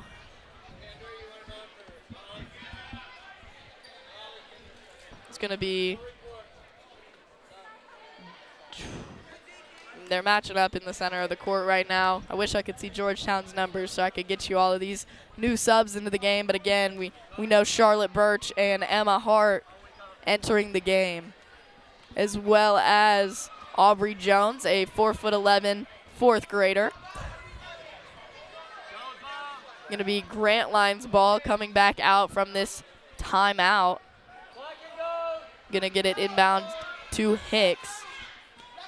Hicks just looking like, just kidding. Thought she might slow it down, but she's looking to go right all the way. A screen set for her, and she's fouled on her way up to the rim. So a chance to extend Grantline's lead by Hicks as she goes to the free throw line. I like the fact that as I look around the gym here, Coach Jones from New Albany, Coach White from Floyd Central is behind us and back a little bit. We've seen Coach Gianfagna. I'm looking to see if any of the New Albany coaches, and I can't get a view of everything here, so they might be in the building somewhere. I'm also seeing some Floyd Central boys basketball players off to the side, and so it's important. You know, we've mentioned it when we did the Hazelwood Scribner girls games. We did the Hazelwood Scribner boys games on the YouTube channel. You had kids that you looked up to that played on the basketball team ahead of you, and we've mentioned this before. Who are some of the ones that as you were in elementary and middle school that you looked up to as, hey, one day I can be like this person or that person? There was I don't know her last name. Her name was Jules. She was Julian Condor? Yeah, she was huge, and I just remember she was, I believe, like 6'1", 6'2", but I was so small, I don't really remember. I just know she towered over me. And all of the kids back when I was in the elementary school programs and went to all the camps, my name, Sophia Corley, SC, I always wore Steph Curry shoes with the same initials, so I'd walk around saying I had my own brand of shoes, and they would all call me Steph Curry. And it was always a fun experience. And then again, Kelsey Taylor, who is an assistant coach of mine now at New Albany, she was played when I was in elementary, and it was always fun. We're gonna wave the Grantline subs just a little bit further down that way. They're gonna get 3 subs in here, probably on the dead ball. When we call the jump here, we can get some subs out on the court. It's going to be a jump ball as Grantline and Georgetown both went to the floor with the ball. That's got to be a Huggins over here to my left. Oh, yeah, for sure. You cannot mistake any of the Huggins kids coming up through Grantline. We got Jalen's going to be a freshman for the girls next year. Aiden, fantastic prospect at the 7th grade level. So we're going to get a whole wave of Huggins kids on the boys and girls teams here coming up over the next several years. We had Birch handling the ball for Georgetown right there, but I think it was tipped out by Grantline. So Georgetown taking it on the sideline. Again, getting it inbounded to Birch. There's going to be a steal right there by Grantline's Teague. She's looking to go all the way on the right baseline. She'll pass it to her teammate, Turner. On the right block, she tries to go up, and it's rebounded by Grantline. Again, we had a shot going up by Standiford, and then it's rebounded by Birch. Birch looking to go all the way for Georgetown down the left side of the floor, unable to finish. But I think it fell off of Huggins' hands right there, so Georgetown taking it out underneath their basket. 10.5 on the clock. Going to get it inbounds and then passed over to Taylor. Taylor looking to go up, rebounded by Hart. Hart not able to finish that one, in the hands of Teague again. Grantline very, very excited as they take the 12-point win, 28-16 here on Scribner's court. So they're now the elementary school champions here for Floyd County. Well, they are very excited, as you would expect, off to the side, and you're gonna see some tears from the runner-up team, as is to be expected. And they'll quickly get over it. It's one of those things. This is so sad. Okay, but I went to Grantline, graduate of Grantline Elementary School, so very proud of my Lady Yellow Jackets for coming out with the 12-point win over a Floyd Central feeder team. I tried to stay impartial. I can't. But I also can't. It's just spent impossible. 6 years back because, again, we had not switched from junior high to middle school yet, so it was kindergarten through 6th grade. I was a Grantline Yellow Jacket myself, so.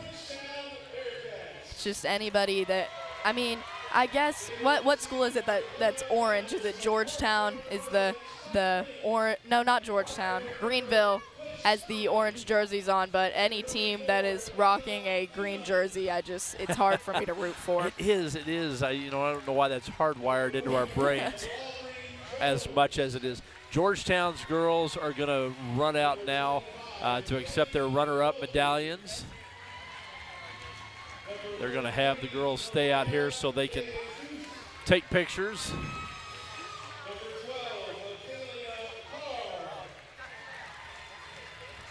And definitely you can tell some of these kids are obviously going to be playing at the next level. And then the one thing you never know with a lot of these kids at this age haven't started hitting growth spurts yet. You don't know what they're going to wind up being physically, who's going to suddenly be 6 or 8 inches taller. Develop coordination as they are adding those inches on. How are they going to figure out how to make that something they can use to their advantage there? And so there's always kids that maybe did not have the best elementary careers, and all of a sudden they're contributors at the varsity level one day. The key is that the kids just stick with it. We lose so many basketball players to other sports right now, volleyball especially, and I think that's the difference right now for Floyd Central, as we see one of the teams out here that's going to be feeding into the Highlander program is so many of their kids over the years, maybe in the past decade, have wound up focusing on softball, focusing on volleyball, and now Randy's finally got a group up there where they might have multi-sport athletes, but they are sticking with basketball. He mentioned to me in the pregame today before we went on the air, talking to him, that he's never in his time there, whether as an assistant coach or a head coach at Floyd Central, had as many kids that were playing AAU in the off season. And so that time that in the past kids would have been playing travel volleyball, travel softball, or some other sport, he's got kids that are actually putting in that time with basketball. We saw that this year. They had their best season probably in a decade and did not have a single senior on the roster come sectional time. So with Bedford and Jennings County going to have pretty significant graduation losses, we certainly anticipate, and Silver Creek obviously head back to the 3A level, we anticipate Floyd Central is going to be the conference and sectional favorite next year with the return of their entire lineup and a lot of size to go with that. They are a big team next year. So, and a lot of these young ladies for Georgetown and Greenville and Floyd's Knobs Elementaries, they're going to be out there going to camps and working with these kids and going out to the ball games and seeing the success that we anticipate Floyd Central is going to have next year, and use that as motivation for them for when they wind up playing at the high school level. Do you want to go ahead and do a rundown of the statistics here? Yeah, I just did some great quick math. You did, and I think now you have a much firmer appreciation of what I'm doing at the end of our broadcast of the boys' games. There. Yeah, you do that quick. Okay, now here's going to be the difference. My stats are going to be a whole lot better than what Emily's and Kinley's are. We'll give them a little grief about that tomorrow in third period. They're going to have Hicks with total of 23 points, being the highest scorer for both teams. She had 23 points and 5 rebounds. Also scoring for Grantline, Molly Sparks having 3 points, all from the free throw line, and contributing 7 rebounds for her team. And then the final scorer for Grantline was Nora McCrelly, a 4'8" fourth grader, contributing 2 points and 2 rebounds. 21 rebounds was the total amount that Grantline had on the game. And then Georgetown, their leading scorer was, of course, Mingus. She actually only had 6 points, or 7 points, so they have her marked down for 2 rebounds. Also scoring for Georgetown was Mi Lin. She contributed 4 points, as well as De Jesus had 4 as well for her team. Also scoring for Georgetown was McNulty. She had a layup from the block there in the fourth quarter, so 2 points, being the final score, 28-16. A 12-point victory for Grantline. Grantline also out-rebounding Georgetown by 5, 21-16 on those boards. So, and we saw flurries there. We talked about it during the game where neither team could get the blockouts. We'll let Coach Rob, I think he might come back here for a quick interview once he dumps everything off.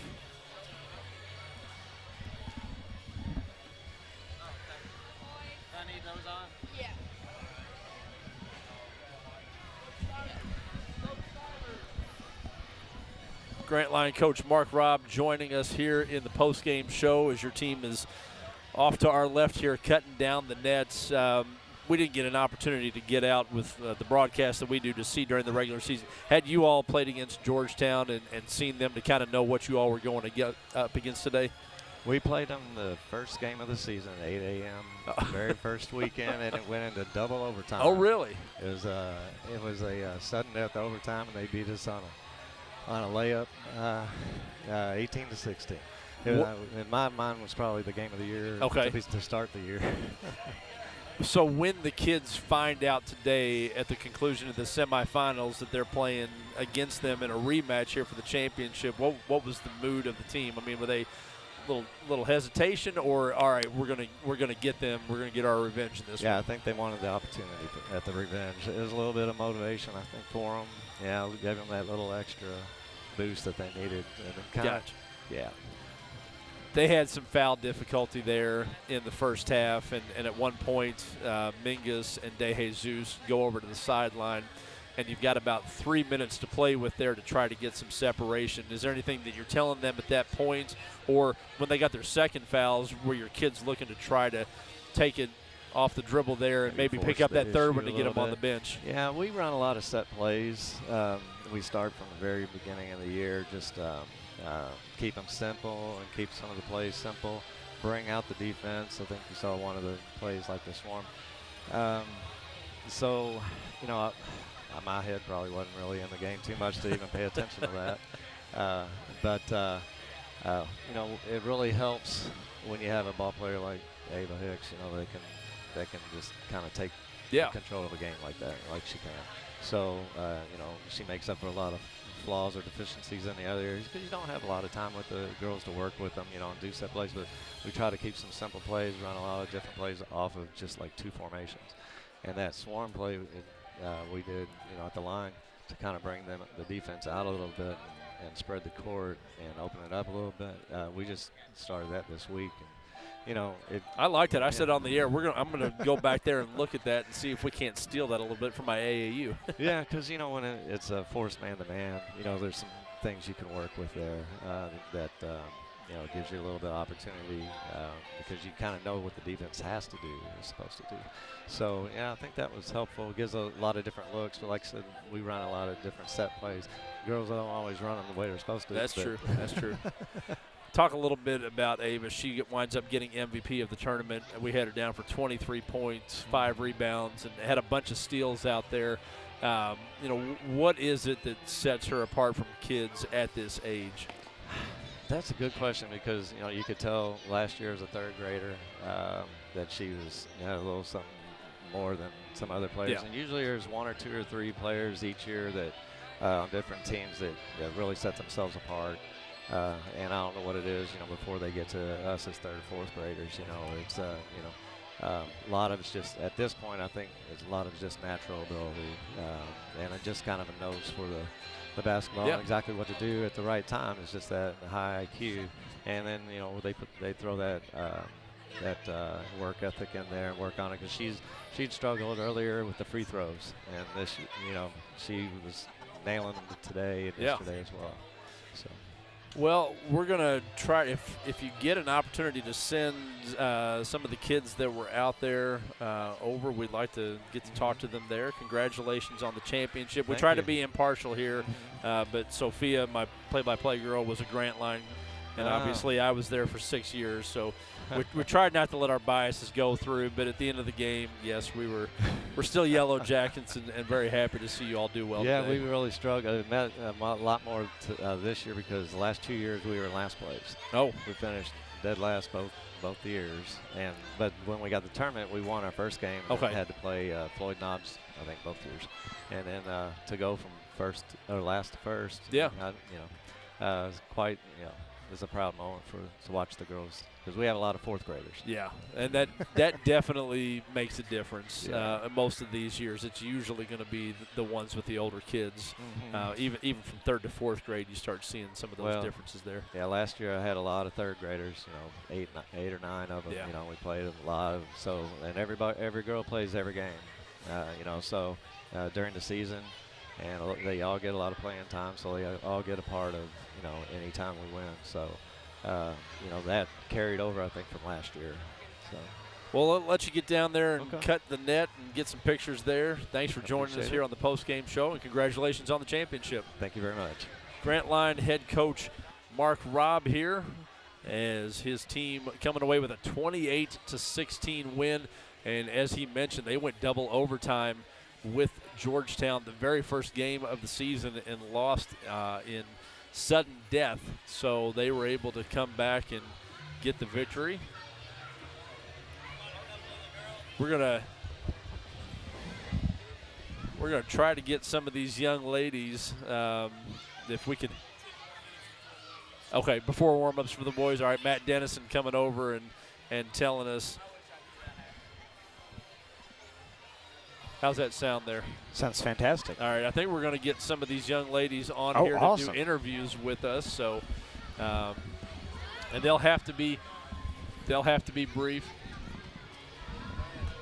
We'll have you all come and stand right here in front.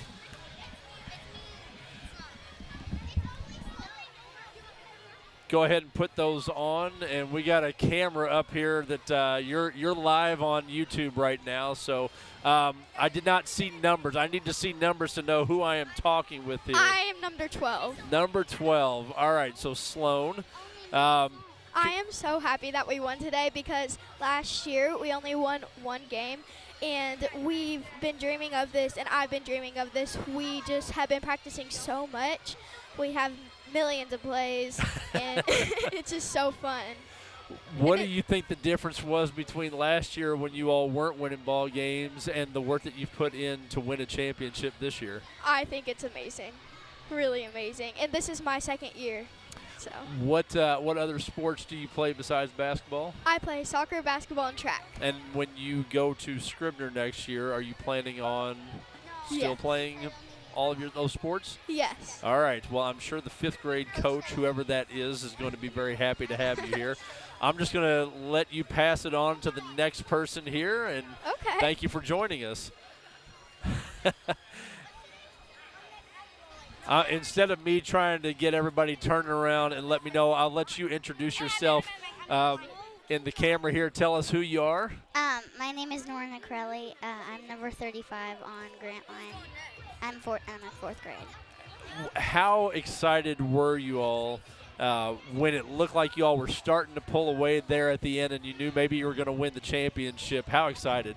I was so excited. Like, I've never really won anything like this. It's crazy. It's really nice. Let me ask you, if you were thinking about it, I might win a championship, what are you going to do with that piece of the net that you cut down and the championship medallion that you're wearing?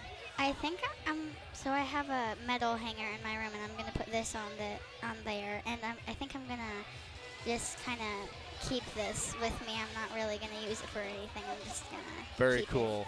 I still, when I played in high school a long time ago, I've still got my net that I got to cut down. So save that for a long time. It'll always remind you of what you all did out here today. Yeah. All right, if you can pass it off to your next teammate, thank you very much.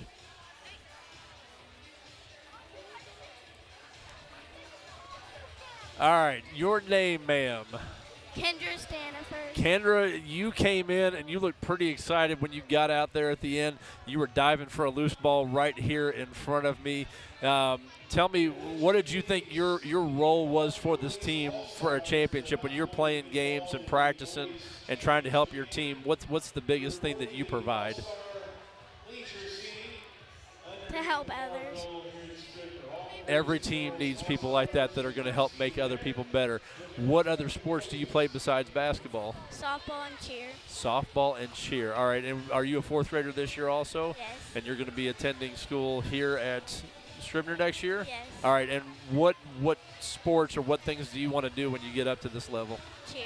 You're going to cheer next year. All right. Well, we come out to all the ball games, so we're looking forward to have you cheering and help keep the team enthusiastic that way next year. Congratulations on the championship. Thank you. All right, we'll let you pass it on to the next one. If I can have whoever is talking stand right here because we got a camera on. We want to make sure that everybody see. Now, you can go home and go on YouTube, and you can watch this game now when you get home today. So tell me your name. Oh, I guess it would help if I turned the microphone on. Let's try that again. Molly Sparks. Hi, Molly. And Molly, you were out there quite a bit. We actually talked you up quite several times because Ava was coming down here and driving, and you set a couple of really nice screens out there on this side to let her go in for the layups there. What is your favorite part of being on the basketball team this year? Just playing to have fun and win. And we did talk about that. Sophia was here broadcasting earlier, and we said, usually when you're playing in high school, everything's so serious and everybody's playing so hard and the looks on their faces. And you all were out here smiling, laughing, joking with your teammates. How much fun was it to be with this group of girls this year? Really fun. Okay. Do you play any other sports besides basketball? Softball. Okay. And which one's your favorite? I'm going to have to say softball. And we'll forgive you for that there. Are you planning on continuing to play both sports when you get into middle school? Yeah.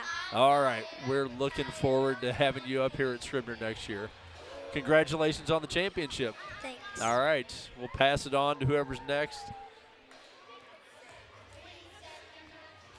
Let me have you slide right over here so we've got you in the camera. Your name? Bryn White. Bryn, all right, and Bryn wears number 2 there for Grantline. What did you all think? I know that Coach told me that you all had played Georgetown right at the start of the year and that they beat you in overtime. Were you all nervous at all playing somebody that was probably as good as you, or were you all looking forward to giving them some revenge? Well, we had only one play planned in the first game we played. Okay. But now we have about 10, 12 different plays that we do, and sometimes we don't always do those plays correctly, but sometimes we do, and it really helps our team out. I really liked, especially the stuff that you all did out here at half court, that line there. I don't know what you all called it, but you all did some really nice things to get some layups out of that. Yeah, we learned that about 1-2 practices ago. And it is really confusing, but we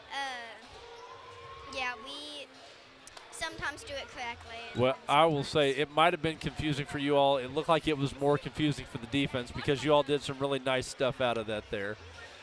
All right, well, congratulations. I'll ask you something I asked a little bit earlier. Do you know what you're going to do with your medal and your piece of the net? I'm probably going to place it somewhere that I know where it is. And my medal, I'll probably put it on my doorknob because that's all where my other medals are. Very cool. All right, thank you for joining us here, and congratulations. Go get some more pictures taken. Thank you. All right. Well, Ava's going to jump in here now. We were going to try to save you for last there, but since you're already enthusiastically jumping up here, what'd you think when they called your name as the MVP of the tournament? Did you expect that? Were you surprised? And I was surprised. what did you think out there? Again, I asked that question a second ago. This is a team that you all had a really close game with at the start of the season, and it went overtime, maybe double overtime. Were you nervous at all playing them again, or were you excited about the chance to try to get back for that one loss that you had? I was excited. What is your favorite part of the ball game? You had 23 points here to lead all scorers tonight. Do you like that, or defense? You did some really nice things on there. What is it about the game that gets you most fired up? Offense. You do like the offense? All right. You play any other sports besides basketball? I played softball and soccer before. Okay. Are you going to keep doing those, or are you going to focus on basketball? Because we know you're a really good basketball player. Focus on basketball. All right. Well, you're going to be here next year. Sadly, I am no longer the 5th grade coach. I gave that up this year, so I'll be cheering for you in the stands there. But this is Emily. She's one of our best players at New Albany, and so we'll be keeping track of you and waiting for when you're up there playing for the Bulldogs, okay? Okay. Congratulations. Thank you. All right. Who we got next here?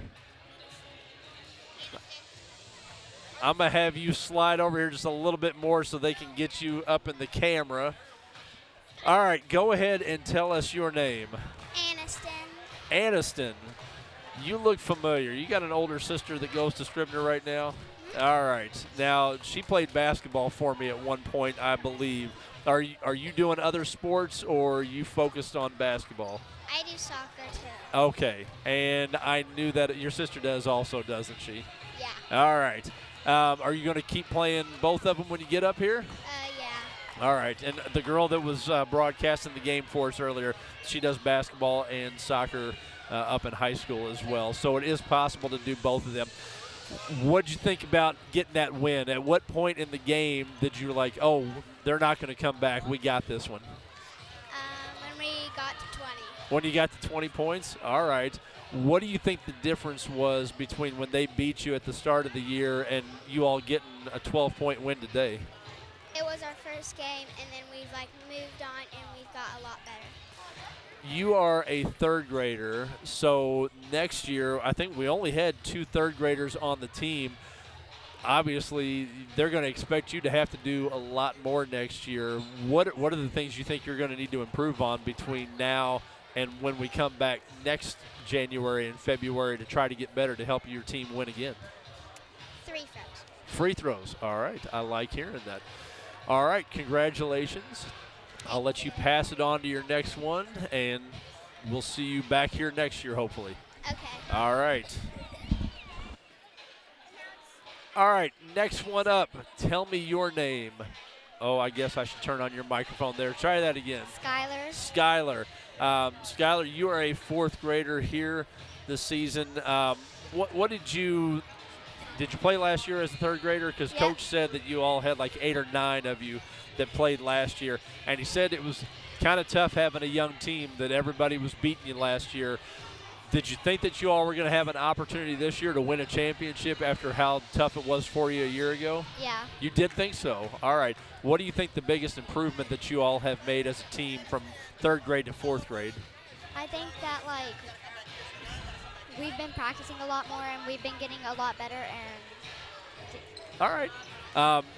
Basketball your only sport, or hopefully you're doing more than just hoops? I play softball. You play softball as well. What position you play? Pitcher. All right. All right. Well, we need the help. We graduated 13 seniors in softball last year, so we're rebuilding. So we'll try to hold on until you get there to help out the Bulldogs, okay? Okay. All right. We'll turn it over to Faith care of here. Richie, I'm going to – oh, I got one. We got two more here. We'll let you get that put on there. Your name? Eloise. And what grade are you? Third. You're a third grader here. All right. So what'd you think about your first year here playing that you get a championship? It was super cool because I'm a third grader and I've never been on the team before. All right. So it was kind of cool watching people and stuff. What was that like climbing up on the ladder and being up there at the rim and getting to cut that net down and have something to be able to have for as long as you live to remember today? It just made me proud. I had a lot of pride. I just felt really happy. All right. Well, congratulations. And you said third grade, right? So you're going to be back out here and playing a lot more next year and trying to help your team win again? Yeah. All right. Congratulations. I think we got a couple more here that we're going to talk to, so thank you for joining us. Welcome. All right.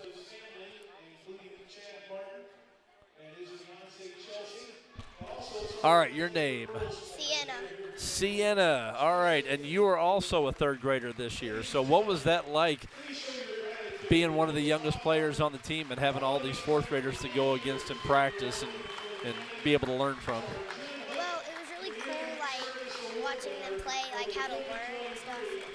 All right, so now that you've done this for a year and you know you got to come back next year, what are going to be the things that you focus on to work on to make you better before you're a fourth grader? Probably, like, making the layups and good defense. And, yeah. Coaches like to hear that you're going to learn how to play good defense. We all really love that. All right, congratulations. Do you know what you're going to do with this stuff, where you're going to hang it so you remember it? I'm going to probably put it on my desk in my room. All right. Well, congratulations, and we'll turn it over here to Journey. But good job today, and we'll see you back here next year. All right. Got one more popping in here now. We have got Journey Huggins, and so there was no mistaking when you came out there. Obviously, I coached your sister Jalen, and we've seen your brother, and so you've got some older siblings to play against at home. How has that helped as you're trying to get better as a ball player, to have people that have kind of been through what you're doing now to try to help out? It helps me with my practice and to get better. All right. You know, obviously, you're one of the taller players out here, and you're going to get an opportunity to play a lot more the taller you get there. What do you think the things are that you need to work on as you start getting ready to leave elementary school and go off to Scribner, the stuff that you want to work on to get better for next year? Layups and dribbling. Layups and dribbling. All right. You play any other sports besides basketball? Soccer. Soccer. All right. Well, congratulations on the championship. I'll ask you my last question that I asked everybody else. What are you going to do with your medal and your piece of the net? You got somewhere special picked out to be able to remind you of that? I don't really know. All right. Well, now you got something to think about on your drive home today. All right. Journey Huggins here. Congratulations on the championship. All right. I think we have talked. We got one more here, and then, yeah, Nate's looking a little anxious here. One more Scribner player. Your name, ma'am? McKinley Sexton. McKinley. Fourth grader and won a championship. I know Coach Rob talked about you all didn't have a lot of success last year as third graders. What was the biggest thing that you all improved in the offseason to be able to get ready for this? We really improved on our free throws Okay. and all that. Because last year we would not get them. We improved guarding. Okay. You planning on playing when you go to Scribner next year? Yes. All right. We're looking forward to having you here then.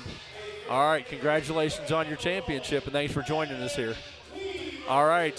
So that is everybody from the championship team at Grantline Elementary, the girls program, as they go from last place a year ago to the champs this time around.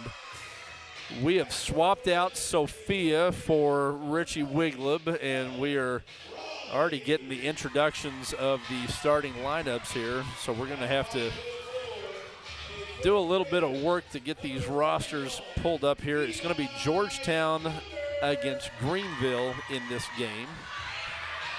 And I'm guessing we're going to get some more elaborate routines from the students coming out here. As they come out, there's going to be members of the Floyd Central boys basketball team, along with Fonzo White, their first-year head coach, welcoming these 3rd and 4th graders as they come out. This one's hitting the gritty there as they come out on the floor. And I feel like I've got one extra player on the roster that I should not have for Greenville, so we're going to quickly. Skylar Gannon's number 11. So I got some numbers mixed up here, and I don't want to mess those up before we get going here. Another gritty entrance there. Let me get that pulled up for you so I can actually hear you there. Oh, yeah. If you can catch any of these numbers of the Georgetown kids coming out, I don't have it in order yet, so we're going to work on that real quick. Just naming some of the kids that are coming out on the floor. Let's see if I can catch one.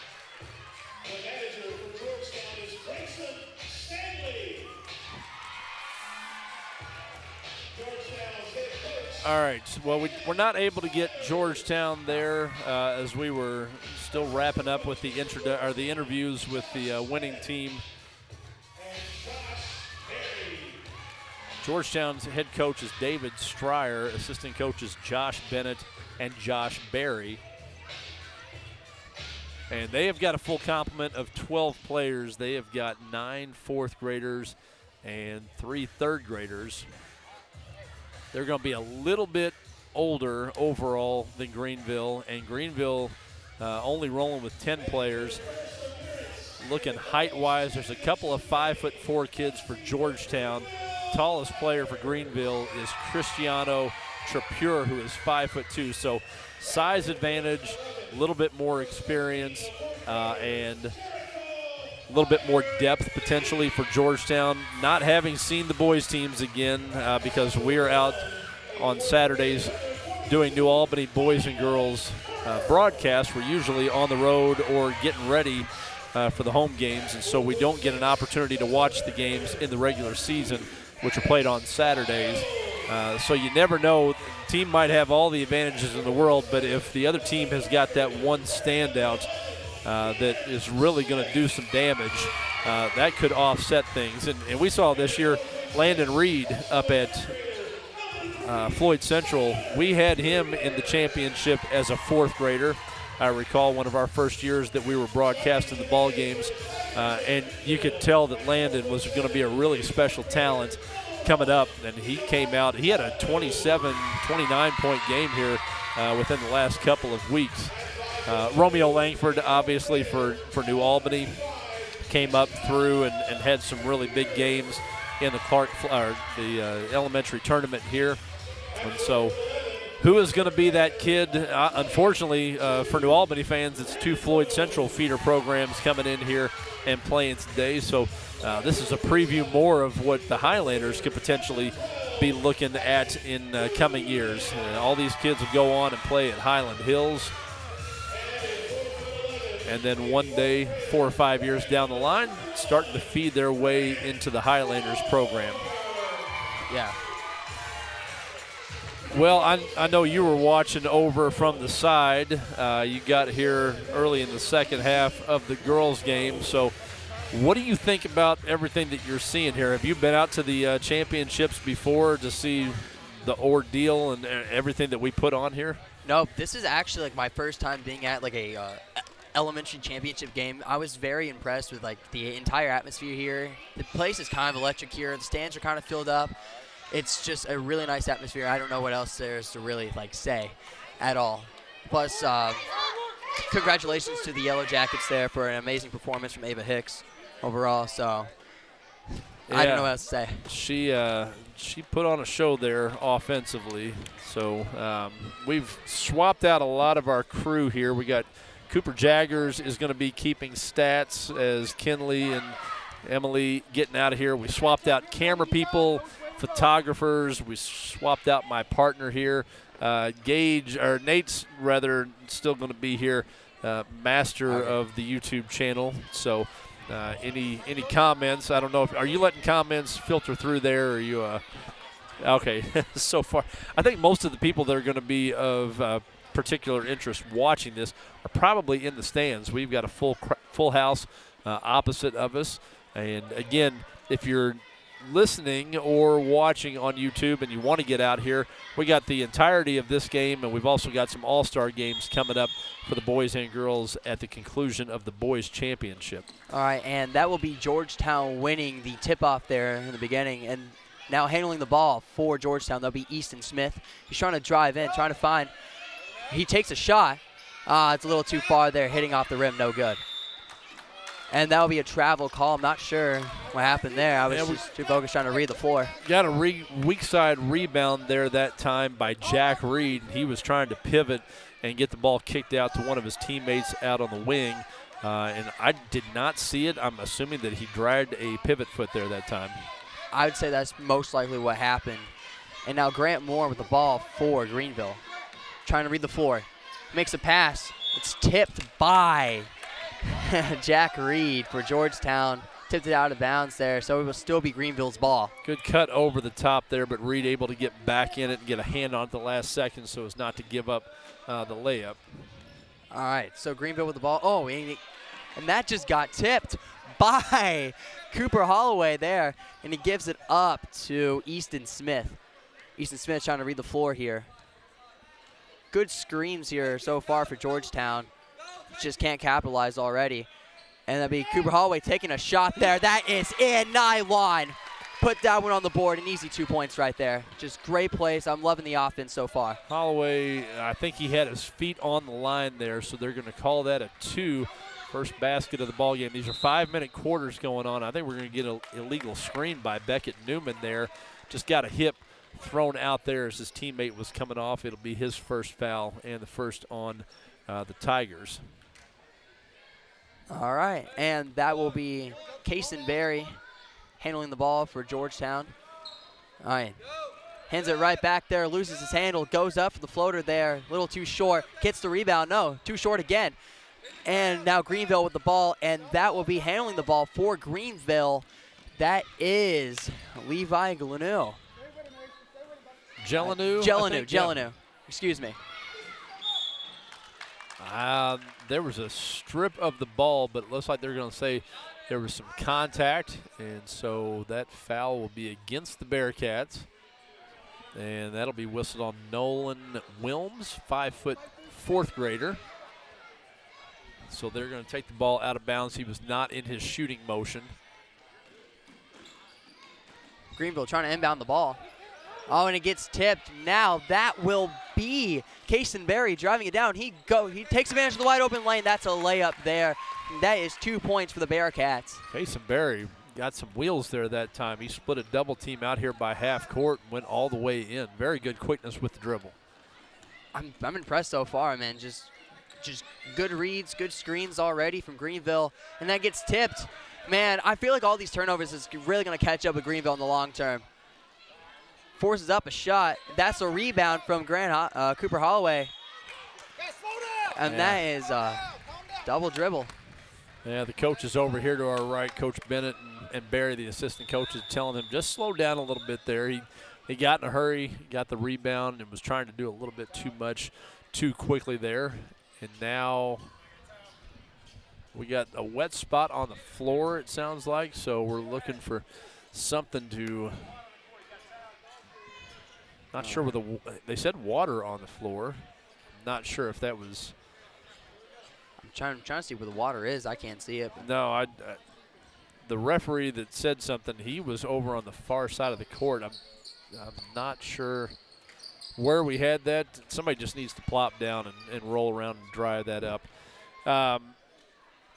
We'll take a second to acknowledge everybody that we've got working with us. Richie Wigleb here on play-by-play. Nate Samsel has been here all day with me working on the YouTube stream here. We hope everybody that's watching at home is enjoying all the action, and obviously most of the folks here, once they realize that this game is going to be archived, it can be found on our YouTube page by searching 88.1 WNAS. I think we'll get a lot of views from the kids and their parents, and they'll let know grandparents and aunts and uncles, and we'll see those page views. I feel like the last time we checked for that Floyd Central, or sorry, New Albany middle school contest between Scribner and Hazelwood, the 7th and 8th graders that we did a couple weeks ago, those numbers have really gone up in the week since then as people have gone back and reviewed that. So we've also got Cooper Jaggers hopefully keeping stats and being focused on that. Very studious. Emily, well, I thought we had Emily Spainauer. It looks like Sophia Sharp and Gretchen Sprecher are shooting video and taking pictures for us as well. We had Kenley Bush, Emily Robinson, Emily Spainauer helping out earlier, as well as Elise Rainwater. So a lot of folks making this production possible, as well as Oliver Trueblood, Sam Jaggers, and Isabella France back in the studio. Oh, wow. So now that will be Grant Moore with the ball for Greenville. Just trying to read the floor. Some good screens, some good offensive reads here. That's what happened there, but I think that just got tipped there by Cooper Holloway. Gives it up, and that is some two-point layups. Very methodical basketball here for Georgetown. Man, you just have to appreciate it. Yeah, that was a really nice pass and transition there, getting that over the top of the defenders, and then Wilms is going to come back, or sorry, Kason Berry is going to come back with a block shot and gets his own rebound. I'm impressed by Georgetown here. Takes a shot there, a little too long, hitting the side of the rim. Oh, good. And I do believe that might be a foul on the play. I think the rule is once the defense gets the ball, you have to get back. So there's no zone no zone defense, there's no double teaming, and there's no press. So okay, trying to make everybody get back and play half court man-to-man so things don't get really out of hand. A press at this level, especially if you're pretty good at it or the other team doesn't have ball handlers, can get things out of control in a hurry. Oh, yeah, for sure. Honestly, I didn't know that, so I thought that might have been like a foul or something. Some great handles from Jelenu here. Good screens. He's trying to take advantage of the shot. It's a little too short there, and that will be a rebound by the 5'4" big man, Jack Reed. And now Easton Smith with the ball for the Bearcats. All right, gives it up to Cooper Holloway. Oh, he gets like a little tip back, and that is recovered by Easton Smith. Good recoveries, has the wide open lane. Are they going to say the foul's on the floor before he's able to get up in his motion? Looks like number one, was it Jelenu that might have gotten called for the foul there? Maybe, but I didn't see a whole lot of contact. Right there. All right. So now Greenville with the ball here. And now handling the ball for Greenville. It's kind of hard to make it out. That will be Renfro there. Takes the shot, gets rejected, and now that will be Easton Smith with the ball here. Trying to read it. He's trying to make some quick decisions here. All right. Looks like they were waiting for some high screens that didn't come. Oh. Boy, that was all the way down. You can't get mad about that one at all. That was a nice layup, just didn't go in. They're going to call 3 seconds in the lane. It might have been Nolan Wilms that was in there. So good move. You could not have made a better one and not have it go down. And I think Kason Berry a little frustrated not to see that one go. We're down to 20 seconds here in the first quarter. Greenville still has not gotten on the board. Just trying to make some plays I feel like that's what Greenville is trying to do, and that will be a travel on Jelenu there. So now the Bearcats with the ball. Yeah, he got pinned down on the baseline behind the backboard. He was trying to pivot away from the defense and just dragged his pivot foot. So Georgetown going to have one more opportunity to stretch this out here. 3 seconds left on the clock. Some decisions. Takes the shot, and it goes in. Wow. I did not think that was going to go in. It just banks it right off the backboard there. big-time shots in the big-time game. 9-0 here. Georgetown in the lead. Pretty nice performance here in the first quarter, don't you agree? Really, really nice there. And right now it looks like Case and Barry. We talked about who's going to be that one kid that really jumps out, that just kind of has a control of the game or aptitude for it at a young age, because there's always those kids, kind of like Ava Hicks in the last game, that just controlled everything that they did. And right now it looks like Case and Barry, based on that first quarter, is the one that's got that explosive speed, and he's got the ball handling to go with it, that's going to be able to break down a defense. I absolutely agree. He also has like pretty decent court awareness too, which is kind of surprising to see at a very young age.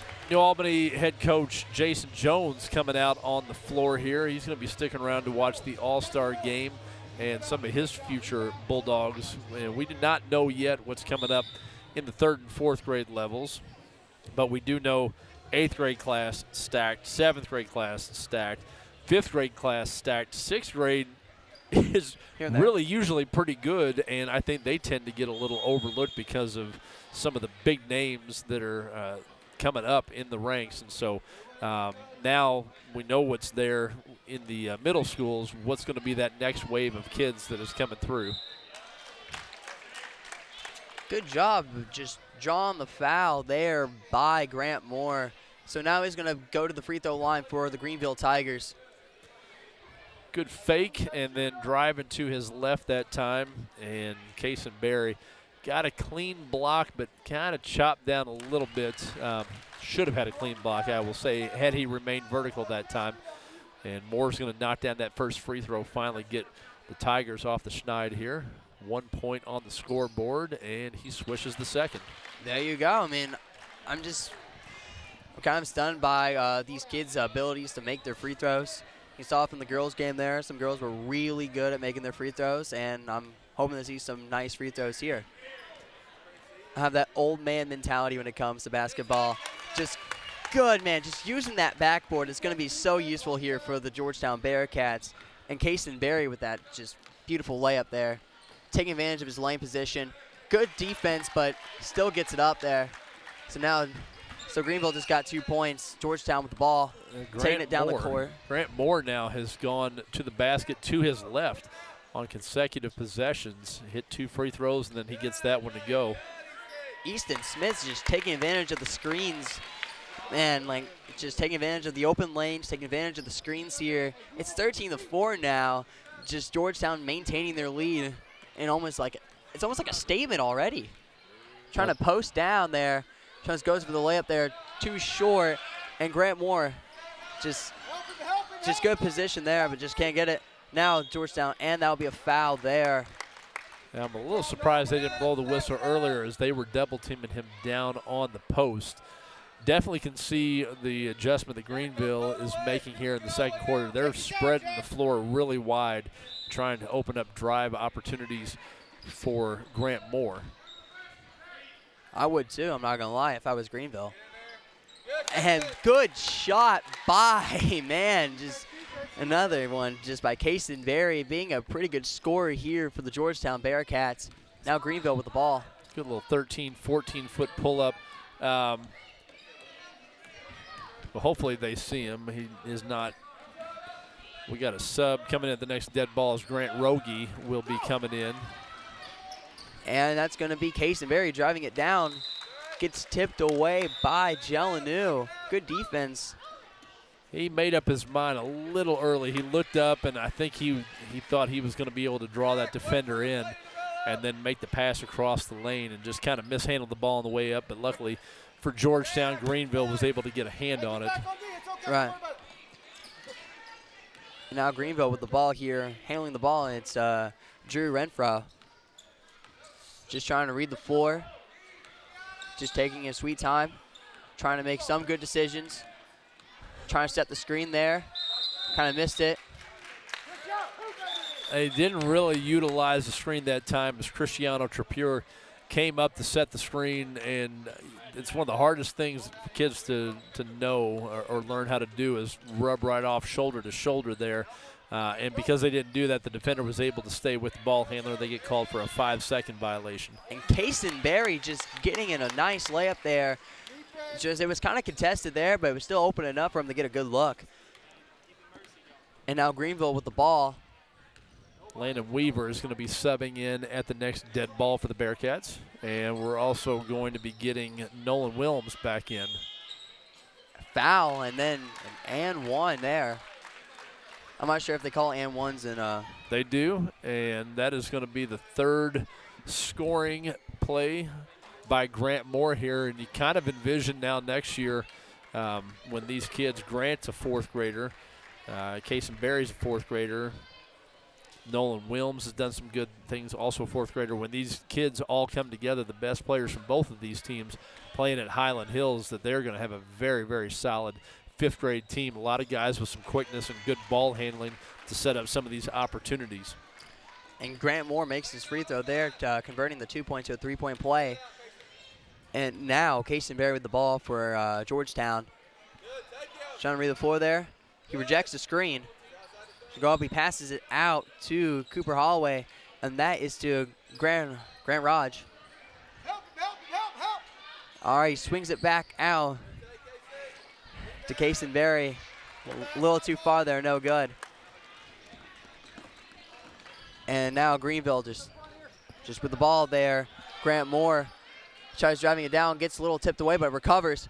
Goes in for the layup there, and that will be a foul there.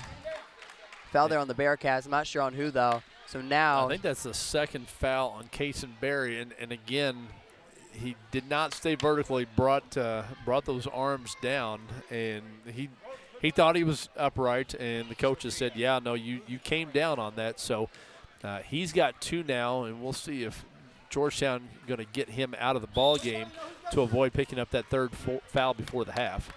Yeah, and Grant Moore missed his first free throw. Now for a second. I believe he's got all 7 points here. Well, I mean, he's probably been one of the most useful assets for the Greenville Tigers here, definitely in this half here for sure. Gets his own rebound off the missed free throw and puts it in. They have outscored Georgetown 9-8 here in the second quarter. All right, now Easton Smith just trying to make some quick decisions here, handling the ball for the Georgetown Bearcats. Trying to drive, he gets picked away, and I think there'll be a reach in there.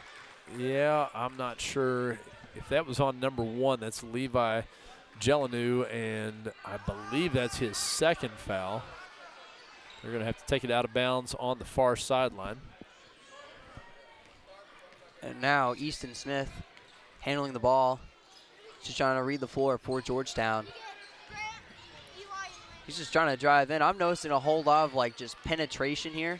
It's something I've noticed from all these kids. They want to just take advantage of the penetration there. That's a good steal by Gelanu. Gelanu, the 4'7" fourth grader, just trying to make something happen here. And they're gonna whistle, I believe. Is that Easton Smith that's going to get nailed on the foul call? They kind of spun him like a top there. And I don't think they're going to say that he was in his shooting motion. So we're going to get some subs as Reed is back in the ball game. Kaysen Berry going to come back in with those 2 fouls. I think everybody was confused and thought there'd be free throws. Ryan. Gelanu just trying to find the open man there. And he gives it to Cristiano. But no, it's a good old rebound by Easton Smith here, driving it down. Passes in, good pass. play. Can he take advantage of it? And he does. That is an assist for Easton Smith. He gives it to Cooper Holloway for the layup there. That's the best pass that we've seen in any of the games here at Scribner today. Just smart plays. And I feel like that comes with the Bearcats' experience over the Tigers there. Just good depth, good experience. And I think right there, Grant Moore was fouled on the play. I'm not sure by who, though. Well, the frustration on the face tells me that it's Easton Smith, and that is who they're going to whistle it on. He just got a little hesitation moving across over there, froze the defender. He was able to get all the way in. Shot doesn't go, but he's going to have 2 opportunities. The first one rims out. 19-9. Georgetown maintaining their dominant lead here in the first half here. Just leading by double digits. I think Jack Reed was trying to distract the shooter, and he got a reprimand there that time. They're actually going to give him either that or he stabbed a foot in the lane and committed a lane violation. So they're going to waive off the first one and give Grant Moore 2 additional opportunities, and that second one will go. So 19-10. These teams all even here in the second quarter. I'm just kind of I'm at a loss of words for how good Georgetown has been in this half here, just making good plays, reading the floor effectively. I'm loving they're just trying to drive it down.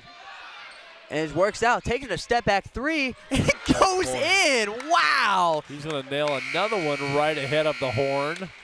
And so back-to-back quarters that Kason Berry has hit a 3 to end the period. And that gives Georgetown a 22-10 lead here at the end of the first half. Wasn't it just an effective statement made by Kason Berry, just hitting step-back 3s at the end of the quarter? I think we're getting an introduction here now. We did this in the first game, the girls' championship right before this. There will be all-star games that take place later. After this game is done, we'll have a girls' all-star game, then a boys' all-star game. And so the schools that feed into Hazelwood and Scribner will form the New Albany team. The ones that feed into Hamilton, Highland Hills, they will be the Floyd Central colors there. So as we mentioned earlier, the schools down here in the valley that will eventually feed into New Albany are Grantline, Mount Tabor, SL and Jones, Slate Run, Green Valley, and Fairmont. And then up in the Knobs, it is Floyd's Knobs Elementary, Georgetown, and Greenville. So we will have the girls playing, and then we will have the boys playing. So if you don't have anything going on this afternoon, there's no football. Obviously, we wait for the big game next week, but we got a little free time. You can come down here to Scribner Middle School, get in, support some of the future Highlanders and Bulldogs. And we're seeing all of, I would imagine the majority of the kids that will make up the Floyd Central team are going to be from the Greenville and Georgetown teams that we are watching right now. Sure, I definitely agree here. How's his handwriting? Are we going to be able to make out the stats here in the first half? I don't know. You tell me. I'm going to do the best I can. So looking at Georgetown, they've got a 22-10 lead here at the half. And it is going to be Kason Berry with 14 points leading the way. Cooper Holloway has got 4 points in support, and then 2 points apiece by Easton Smith and Nolan Wilms. Leading rebounder in the contest is Cooper Holloway. He has got a couple here. For Greenville, all 10 of their points being put up by Grant Moore in the first half here. So we can definitely tell who the standouts, just like we did in the girls' game here, where it was Ava Hicks for Grantline and Adeline Mingus for Georgetown. And as we talked about at that point, really the kids in the 3rd and 4th grade levels that wind up being the standouts are the ones that have got good speed to go along with good ball handling. Rarely is it your dominant big man, because they are at the mercy of having a good guard to get the ball inside to them. So if you don't have that, then you have to go in there and try to get rebounds and generate some stuff for yourself that way. So at this age, it's typically the guards that are the standouts, and the forwards and centers, you notice them more the older that we get. And that's certainly the case here, where for Greenville, it has been Grant Moore who's done all of his damage getting to the basket, whether he's finishing the layups or he's drawing the fouls and hitting the free throws. A little bit different situation for Georgetown, because we've seen Kason Berry knocked down a couple of three-pointers. Each of his came at the end of the first quarter, and then he also was able to knock a pull-up in the middle of the lane. I think actually he was down in the corner and came in and took a little 13-foot pull-up jumper in there. So he's hit the mid-range shot. He's knocked down a couple of three-pointers. He's also been able to get to the basket. When you can score in a variety of ways like Barry is, it just makes you so much more dangerous, so much more difficult to guard out there. So not sure they really, probably you would imagine Grant Moore is the best one to be able to try to match up with him defensively. But then you run the risk, kind of like in the first game where Mingus for Georgetown wound up on the bench with foul trouble trying to guard against Hicks. They cannot afford to have Moore go out of the ball game if he's out there guarding Barry and Barry's able to draw a couple of fouls on him. So it'll be interesting to see what they're going to do defensively, Greenville. They settled down offensively there, but they've got a lot of work to make up, try to chop into this 12-point deficit. Right, and if Kason Berry is going to score the same way he has been in the first half, I don't know if Greenville can actually come back here. If it's going to be like the same exact game that we saw in the first half, I think Georgetown is going to be the clear favorite, and they are the clear favorite. But anything's possible here. Greenville can come back and just stun Georgetown here in the second half just by just hitting shots, making insane plays.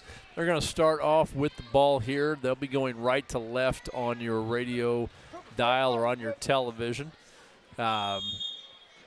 Trailing by 12. They were down 9-0 at the end of quarter number 1.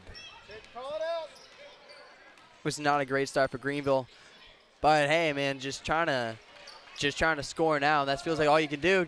Making quick plays for Georgetown there, and he just kind of smoked the layup there. It was wide open there. That's a fantastic pass by Barry to throw that out in front of I think that was Holloway, and he didn't even have to take a dribble that time. That was a perfect pass, and that's what you want to see, creating opportunities for your teammates. On the other end, it is going to be Grant Moore driving in, drawing a foul, so he's going to head back to the free throw line. First free throw for Grant Moore. And he makes that one, so put that one on the board, 11-22. Swishes that one through. 4 minutes and 33 seconds to play here. And he can cut it to 10 if he knocks this one down, and he does. And he swishes the other one, too. And that's what Greenville needs right now, just making their free throws. If anything, just trying to just draw fouls as much as they can. Well, yeah, because the other thing is if they get the clock stopped, it gives them additional time to catch up, and that time they got lucky. Barry drives all the way in, and that's probably the second one that he has had that has rattled around and popped out. Looked like he had it all the way down. He's a little frustrated at not getting that one to go. Yeah, and I kind of would be, too. So now Greenville, with possession of the ball there, taking it down the court for Greenville. That will be Grant Moore being a star player for Greenville here. Just trying to make big plays happen. He takes the layup there. A little too off the glass there, so no good.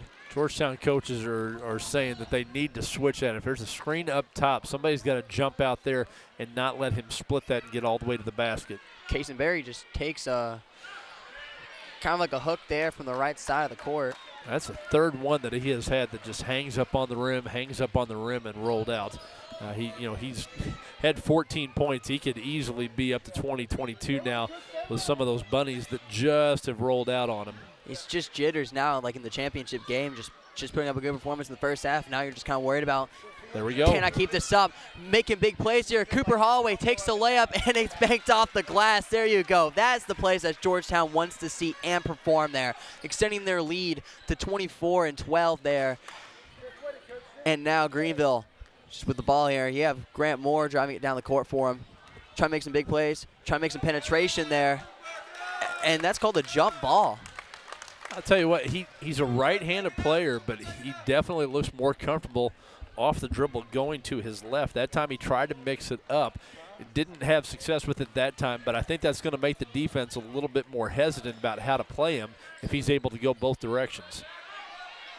All right, and that's just taken away by Grant Moore. So now Grant Moore trying to make some big plays here, but he's guarded closely. and he gives it up to their big. I think that'll be a Cristiano there. Cristiano Triper. We're going to get a substitution. Was that a sub? They just did.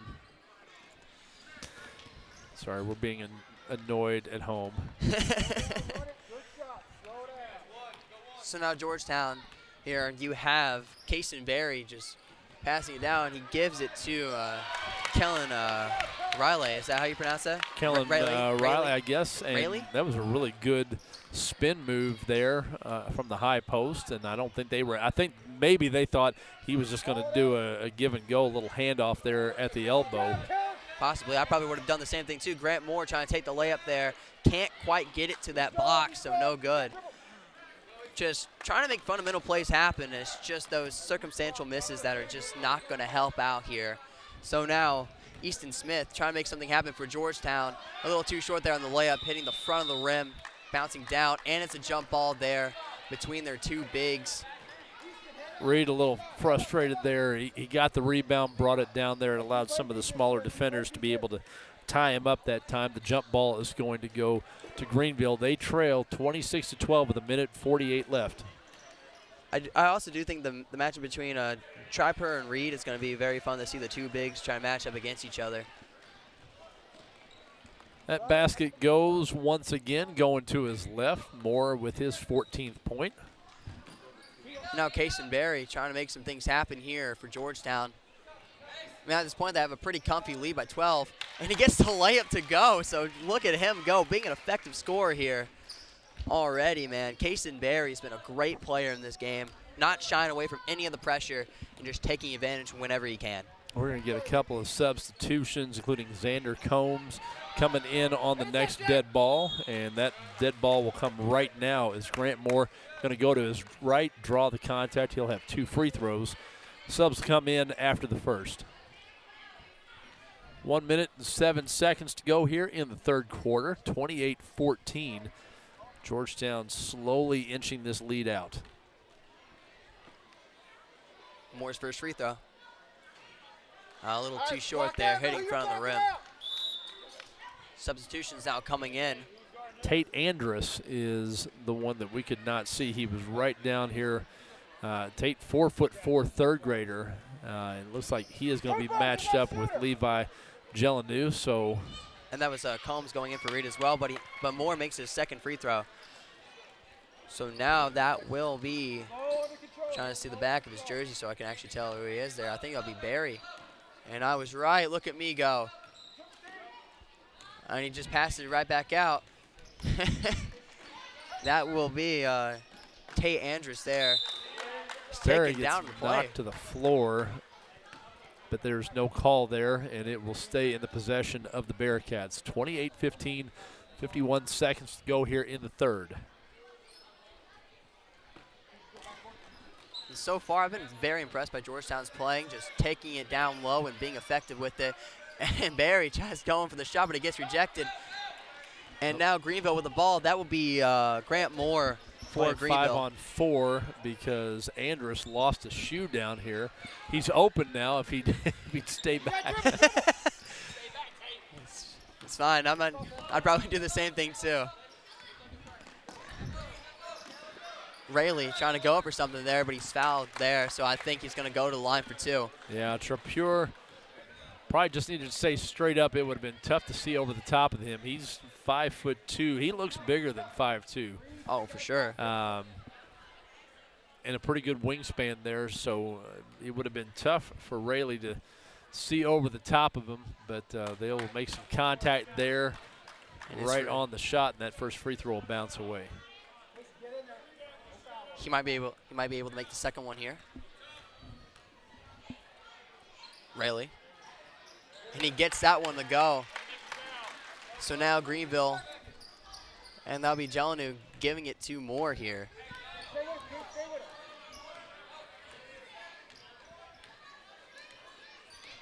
Moore calling for a screen there. He's asking for Gelanu for the screen.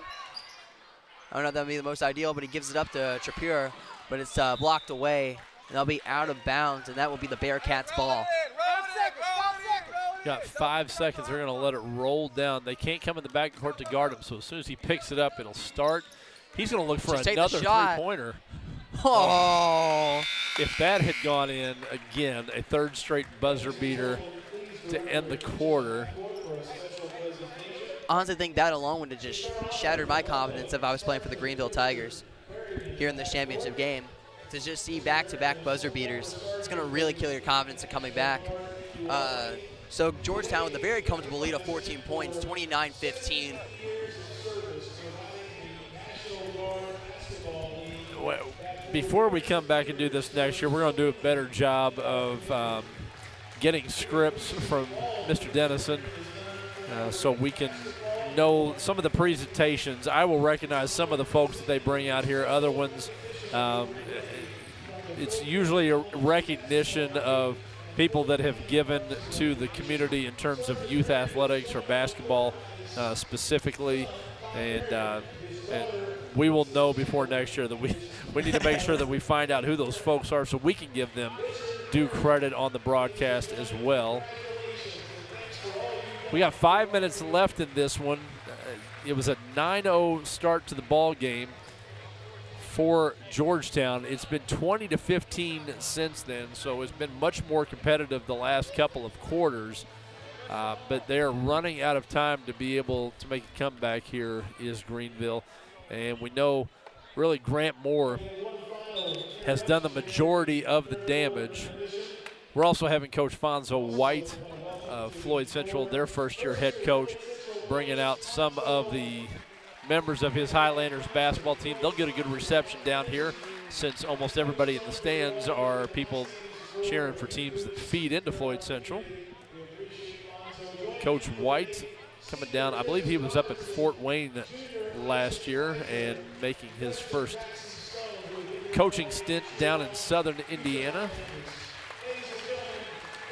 Floyd Central, I know last time I checked in, they had beaten Evansville Rights last weekend. I did not see how they did earlier this week. Of course, the schedules are a little bit wonky for the boys this past week because of girls sectional play taking place Tuesday, Wednesday, Friday, Saturday. So everybody kind of with some messed up schedules. Some teams just taking the week off entirely. Other ones like New Albany playing the rare Thursday night game or a Saturday afternoon, which really does not happen unless we're in state tournament play. Right. 5 minutes to go. It's going to be Georgetown ball to start the fourth. And that would be Barry trying to drive it down there. Goes for the layup there a little too long, but it is recovered by Smith there. Okay. So now Smith is just showing off his handles here. It's just trying to make something happen here. Tries driving in for the layup there. Ball was stripped by Drew Renfro. He got a block shot there, and Easton Smith a little frustrated. He wants to see a ball go through the basket there. He's made some good moves. He's kind of ticked off at himself right now. And I don't know if that's the pass that that Reed really wanted to make, trying to inbound the ball there. I think he was trying to hit Barry on the flash there to the weak side block, and it was just kind of Grant covered. Moore stepped in the way and it ricocheted off the back of his head. And now Drew Renfro going to get another deflection there and knock it out of bounds. That's his second one on this possession. Again, we're going to have all-star basketball games to go after the conclusion of this one. If you're not doing anything and you're watching us on the YouTube channel or listening on 88.1 FM, we invite you to come out and support some of the future Bulldogs and Highlanders in the all-star contest this afternoon. And I think there was a foul in the play. I'm not sure on who. It was kind of congested over there from the angle I'm watching it from. And that's going to be a timeout. Georgetown going to take a timeout here. We're going to look and see what we've got. I believe as far as New Albany goes, we've only got one ball game coming up this week. That is going to be Friday. And as I'm looking up a schedule, I am pretty positive that is going to be on the road at Providence. But before people start making their schedules, let me confirm that. Yes, New Albany coming off of again, the odd week and two close games, probably closer than New Albany anticipated. They lose at the buzzer to Jennings County on Thursday, and then hang on for a 72-68 win against Columbus East. We only have one. That is on Friday at Providence. And then girls regionals will be taking place on Saturday. A little congested there, and that'll be Barry with the ball for Georgetown.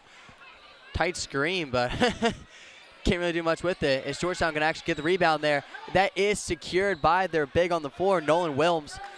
Just going for the shot there. I'm not sure what happened. No good. And that will be Grant Moore driving it down for the Greenville Tigers. Trying to make something happen here. Kind of rejects the screen. Trying to go in for the layup there, trying to hit it off the glass. Not sure if that's the shot that he wanted to make here, especially being down by 14. Oh my, fast break. Over and back. Well, I think they called a carry on Nolan Wilms there. Yeah. And he got going pretty quick, and he was in the middle of a couple of defenders, and the potential for disaster there when you're trying to split a double team in the open court, and the coaches were trying to get him to slow down a little bit on that one. So it's down to 3 minutes and 35 seconds to go here. Moore trying to go for the layup there. A little too short there, hitting the bottom of the rims there. So now Georgetown with possession of the ball, and that will be Kason Berry trying to make something happen here. He's just trying to waste some time. There's really no point in trying to make a whole lot happen here. Tries going for the layup, and Cooper Holloway just trying to extend the lead. Georgetown gets the rebound. Berry trying to do something there. Takes a wide open shot. There's going to be a 3 second. Yep, that'll be a 3 second violation. I think it was Jack Reed in the paint trying to post up. But I really wouldn't sweat it at this point. I mean, they're up by 14. We're going to get another substitution here in a moment as Landon Weaver, a 4'6" fourth grader, he will be coming in on the next dead ball. Grant Moore trying to lead his team a little bit. I don't know if just trying to drive to the rim is going to be the ideal play for Greenville. They keep getting stops every time. Trying to find Holloway there for Georgetown. Holloway recovers the ball. He takes a shot. A little too long there, but it is rebounded by Grant Rogie is going to get the rebound on the weak side. Holloway can make something happen there, but he's stripped, and that will be Greenville's ball.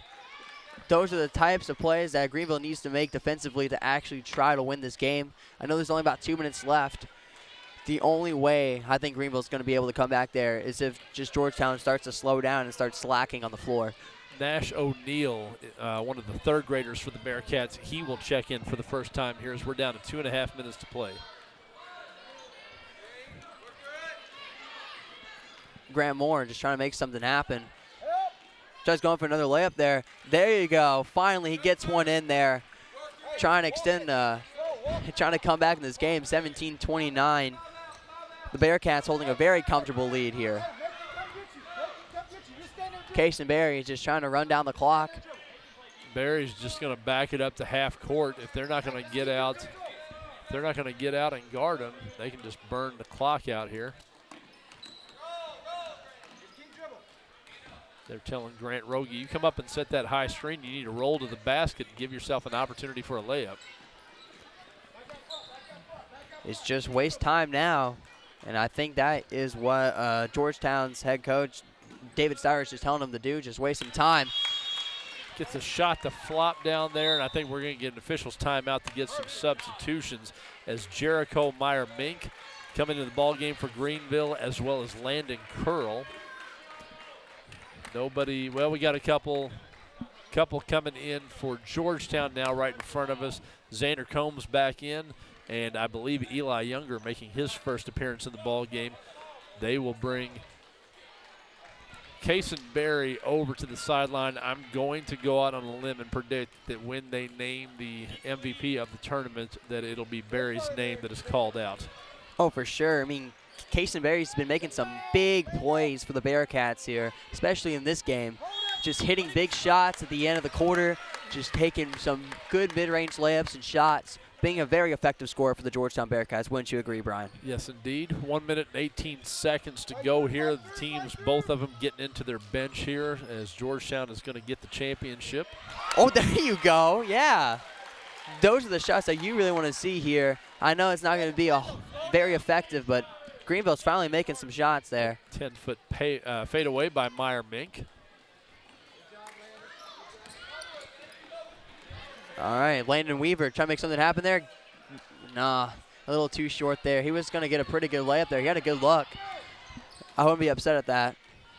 Well, step through, rattles around, and pops out, and we're going to get a timeout as Zaner Combs going to pull down the rebound. We'll get a couple more substitutions. Tate Andrus and Kellen Rayleigh back out on the court.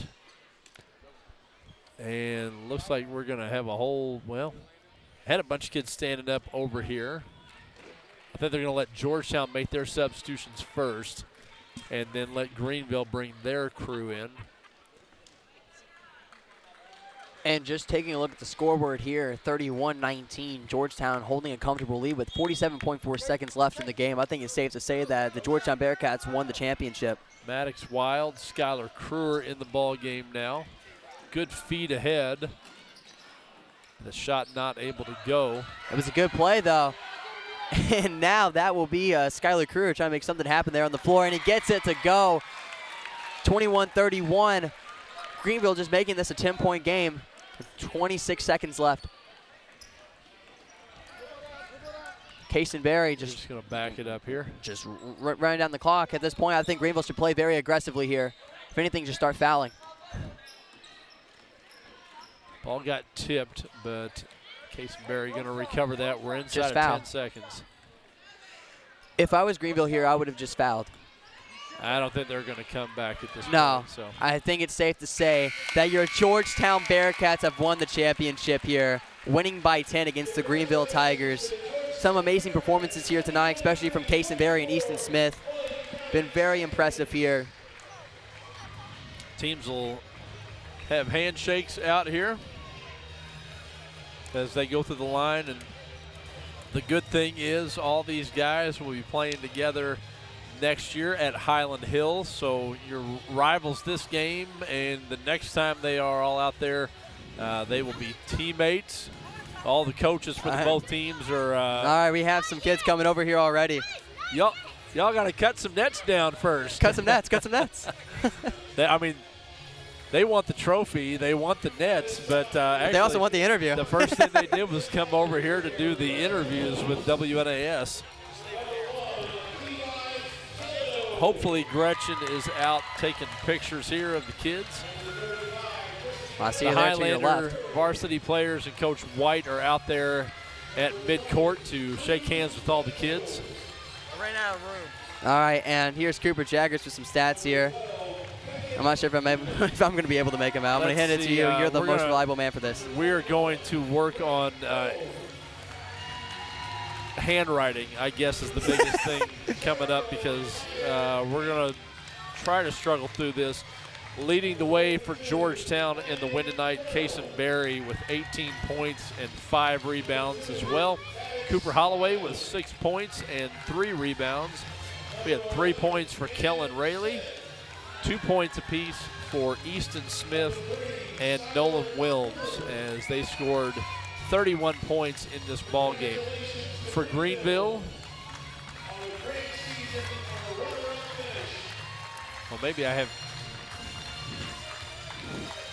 Yeah, we definitely cannot make out any of his math here. Well, number 15. He said that he ran out of room. Jericho Meyer-Mink with 2 points. Skylar Kruer had those 2 there at the end. I think the rest of the points were all for Grant Moore, which by my math would give him 17. So I'll write that down. Oh, maybe this is a 7 that just looks like a 12. Again, we're going to work with Cooper Jaggers' handwriting between now and the next time I let him do stats here. So 17 points, 6 rebounds for Grant Moore, 18 points and 5 rebounds for Kaysen Berry. I think whichever one their team won the championship, that one would have been the MVP of the game. Game and tournament here, so we will wait and see how that works out. I definitely think that Kaysen Berry should definitely win the MVP here for this game. Been a very effective player, leading his team to this championship. We want to thank everyone that is tuning in to watch the broadcast on the YouTube station. And if you're watching this on replay, we hope you enjoyed what we were able to do, and we got some interviews with some of the Georgetown players coming up here in the post game. We've got the net already. We've already got the ladder set up down here to our right. So the girls cut down the nets on the west side. The east side nets will be cut down by the boys here coming up. And then as they come down off the ladder, they will make their way over here for a brilliant, brilliant interview with all my hard-hitting questions. It's just Georgetown beating Greenville by 10 points, 31-21. By the way, they just announced the MVP of the tournament. It is, as we expected, Kason Berry. He's trying to play it cool, but now the big grin. His dad, Josh, is one of the assistant coaches for the Bearcats, and now they will bring out the brackets, which will go in the trophy case along with the championship trophy. There you go, such a beautiful trophy there. And it's going home to the Georgetown Bearcats. I want to thank Matt Dennison. He just made sure to let everybody know that they could watch replay of this ball game here on WNAS's YouTube channel. 31-21 is the final. There's been some pretty stellar performances here. I can say, especially with like this class of kids, I think the Highlanders are going to get some pretty good pickups later down the line. Yeah, they're struggling this year.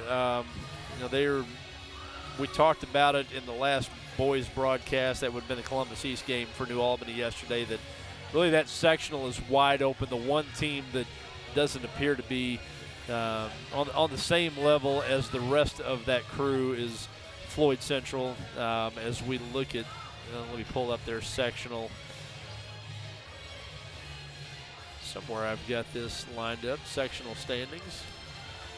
And we are, I believe, sectional 15. So looking right now, Seymour with a 14-4 record, New Albany with a 14-4 record, Bedford at 12-5, Jeffersonville 11-6, but that's a little deceptive because they've been playing the best schedule of anyone.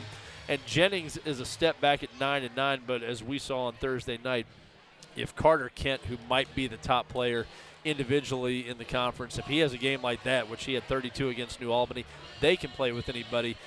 Floyd 0-4 in conference, 6-11 overall. But again, it's Fonzo White's first year as a head coach. They graduated a lot of their best players from last year, including Caleb Washington and Tevi Ali. And so it's a definite rebuild mode. But Landon Reed is a good starting point in that freshman class. They've got good kids coming up. And as Coach White is out here observing today, obviously he's got some good young guards coming up that if they stick with basketball and continue to improve, you can see where Floyd Central down the line is going to have that next wave of solid talent coming up. There's 13 minutes to go before they start the All-Star games. We're not going to have those on the FM station or the YouTube channel. So I think Sam and Isabella are probably back in the studio. Sam said he was going to be getting there about 10 minutes ago. So, Sam, you all can hold on tight for the start of your program here, and we'll get that switched over. And I guess you're taking that headset off, and we're going to be handing that over, and we will start. I know your name now after this ball game, but I'm going to let every kid introduce themselves, and we got a camera up here that you're looking into for the YouTube channel. So go ahead and tell everyone your name. My name is Kason Berry. Kason, MVP of the tournament. We predicted here that really it was going to come down to you or to Grant Moore, depending on whose team wound up winning, and you all got off to a great start there in the contest, going up 9-0 at the end of the first quarter. Tell me about the 2 3-pointers you hit at the end of the first and the second quarter. What'd that feel like? It felt really great. Had you all had a chance to play Greenville during the season here and already know kind of how you stacked up with them? Yeah. How'd you all do the first time? We won 26-13. All right. So you all kind of expected that if you all played well, you all were going to get the win today? Mm-hmm. All right. How has your season gone? Has every game kind of been like that for you, or did you have one of your best games of the year today? One of my best games of the year. All right. And what was that like with the Floyd Central coach here and some of the Floyd Central basketball players watching you? Was that exciting to have them there? Yeah. All right. You play any other sports besides basketball? I play baseball and football. And which one is your best? Basketball. It is. All right. And you will be playing for Highland Hills next year? Yeah. All right. Well, we look forward to watching you. Congratulations. You know, we talked about Grant Moore there, and he was tough for them. What's that going to be like next year now when you have the best players on that team match up with the best of yours playing on the same squad? I feel like we're going to do really good. I agree with you there. All right, congratulations, and we will see you next year for Highland Hills. Thank you. All right, we will pass it on down the line. And we'll let everybody announce to our viewers at home here your name. Cooper Holloway, and Cooper, I think in the ball game here, you're number 10 here. You had 6 points, second leading scorer in the game here. What was your all's plan going into this one? We know that you all beat Greenville in the first game. To make sure that you all got the win again, what were some of the things you all really needed to focus on today?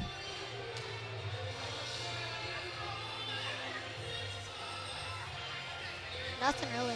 Really just go out there and play your game and it was going to be all right. What did you need to do individually, have your best game? What are the strengths that you bring to your team? Stay on my man. Stay on your man. Oh, every coach will love you then if you say you like playing defense. That is going to go really well when you get up to Highland Hills next year. You doing any other sports besides basketball? No. This is your main sport. All right. Well, then we're looking forward to seeing you play for Highland Hills next year. Congratulations on the championship. Thank you. All right. We'll let you hand it over to your next teammate here. All right, your name, sir? Easton. Easton. You were out there today, and I could tell you were making some really good moves in there, and stuff was not going for you. When some shots are coming out, I know it's easy to get frustrated. I played basketball. You have those games where it's like, oh, man, great move, got to the basket. How did you keep yourself pumped up and not getting discouraged when stuff was not going in? I just don't want to be a crybaby. I like that. I like that attitude there. If shots aren't going in, then how do you refocus, and what are the stuff then that you focus on to make sure that, hey, I might not be scoring, but I'm going to make sure that my team wins? What was it you were doing out there to try to help the team get the victory today? Not throw stupid passes and don't take bad shots. I like this kid. You ever think about being a coach when you're older? You sound like a coach right there. Don't take bad shots and don't make bad turnovers there. Have you decided what you're going to do with the medallion that you got and the piece of the net? Have you got a place picked out for that at home? I'll frame it. You got a frame for it. All right. And I assume you're going to continue playing for Highland Hills next year? All right. We're looking forward to it out there. Congratulations on the win. Thank you. All right. Sorry, we're losing our voice here after doing a couple of ball games. So next one up, your name, sir? Nolan. Nolan. All right, and Nolan played most of the game here. You got a basket, a couple of rebounds out there. Ask you the same question that we've asked a couple before there. You got the win against Greenville during the season. What did you all have to do to make sure that they weren't able to close the gap and get a win here today? We had to make sure they didn't get to the basket and score. Okay. That looked really like what they wanted to do. They didn't have some of the jump shots and the three-pointers that you all were able to knock down. It looked like a lot of Grant Moore getting the ball and trying to go to the basket. What did you all need to do to try to slow him down? Because he was really their main threat out there today. Kaysen, he had to play good defense and stay with him. Gotcha. You play any other sports besides basketball? Baseball and football. All right. Which one's your favorite one? Basketball. All right. That's a man after my own heart here. And you still planning on playing, obviously, for the Jaguars next year at Highland Hills? Yes, sir. All right. Well, congratulations on the win, and we'll see you out there next year as a fifth grader. Okay. All right. Jack Reed's going to be the next one coming up here. we talked about it during the broadcast, Jack, that it's tough for the big guys at this age level because the guards are the ones that have the ball in their hands, and so much of the offense has to go through them. And as a big man, you're at their mercy of whether they can get you the ball inside.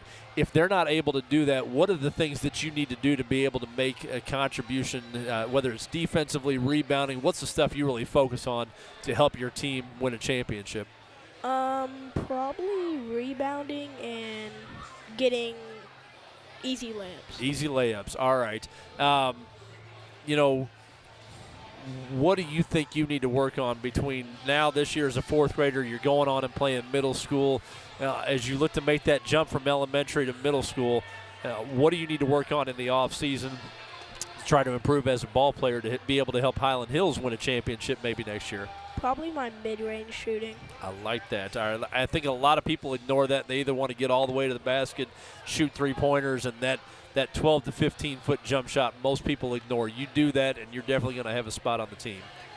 All right, you got a place picked out for the medallion and for the piece of the net there.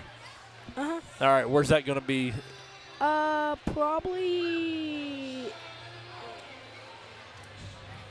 Probably in my room in some safe area. Gotcha. All right, congratulations on the championship. Thank you. Jack Reed there, and we will continue moving on. Make sure we have we got him in frame here. Just want to make sure everybody's in the shot here, so you can say hi to all the folks at home watching. Who do you think, if anybody is tuning in, that you can say hi to back home? Whether now or you go home in about 3 hours and you watch, you can say hi to yourself right now. Like my grandpa. All right. Does he live around here? No. Okay.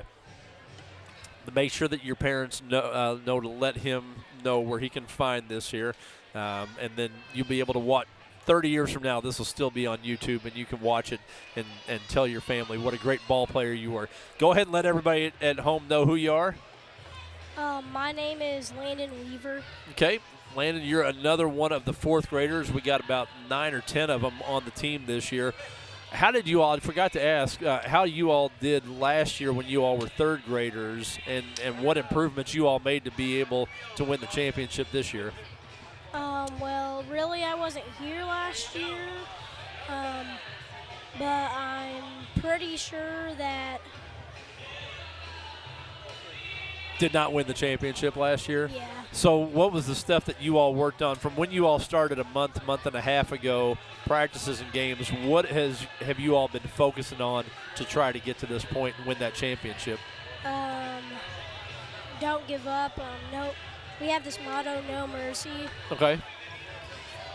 Did anybody beat you all in the season, or were you all expected to win the championship once we got through everything? We were expected to win the championship. Okay. All right. And are you planning on playing for Highland Hills next year as well? Yes. All right. We're looking forward. I think with the best players from both of these teams out there, you all are going to be very difficult to beat next year in the 5th grade. Congratulations. All right. Thanks, and we'll let you turn it over to your next teammate here.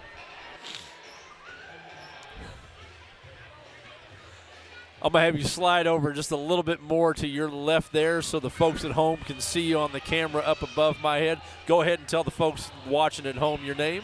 My name is Grant Rogie. Grant, 4th grader, 4'10" out there, and Grant was wearing number 11. You were able to get in there and make some contributions. When you came out there, what was your focus coming in to be able to try to, you all got off to a good start to make sure they weren't able to come back in? What did you want to do when you go out there to help the team win? Get rebounds and get shots and stuff. Gotcha. All right. Pretty happy with how this all worked out today. I assume because they said that you all had a really good regular season here that you all expected to win the tournament. Tell the people at home, because we only showed today's game, how did you all do yesterday, and then who did you all beat this morning? Yesterday we beat Mount Tabor pretty bad, and then today we beat Grantline. Grantline. All right. So the two schools that I went to when I was your age, you beat both of my schools. We'll forgive you all for that here. Play any other sports, or is basketball your main one here? I play soccer, cross country, some of them. And you still planning on doing those when you go on to Highland Hills next year? Yeah. All right. Well, congratulations on the championship, Grant, and we'll let you turn it over to your next teammate. All right. Okay.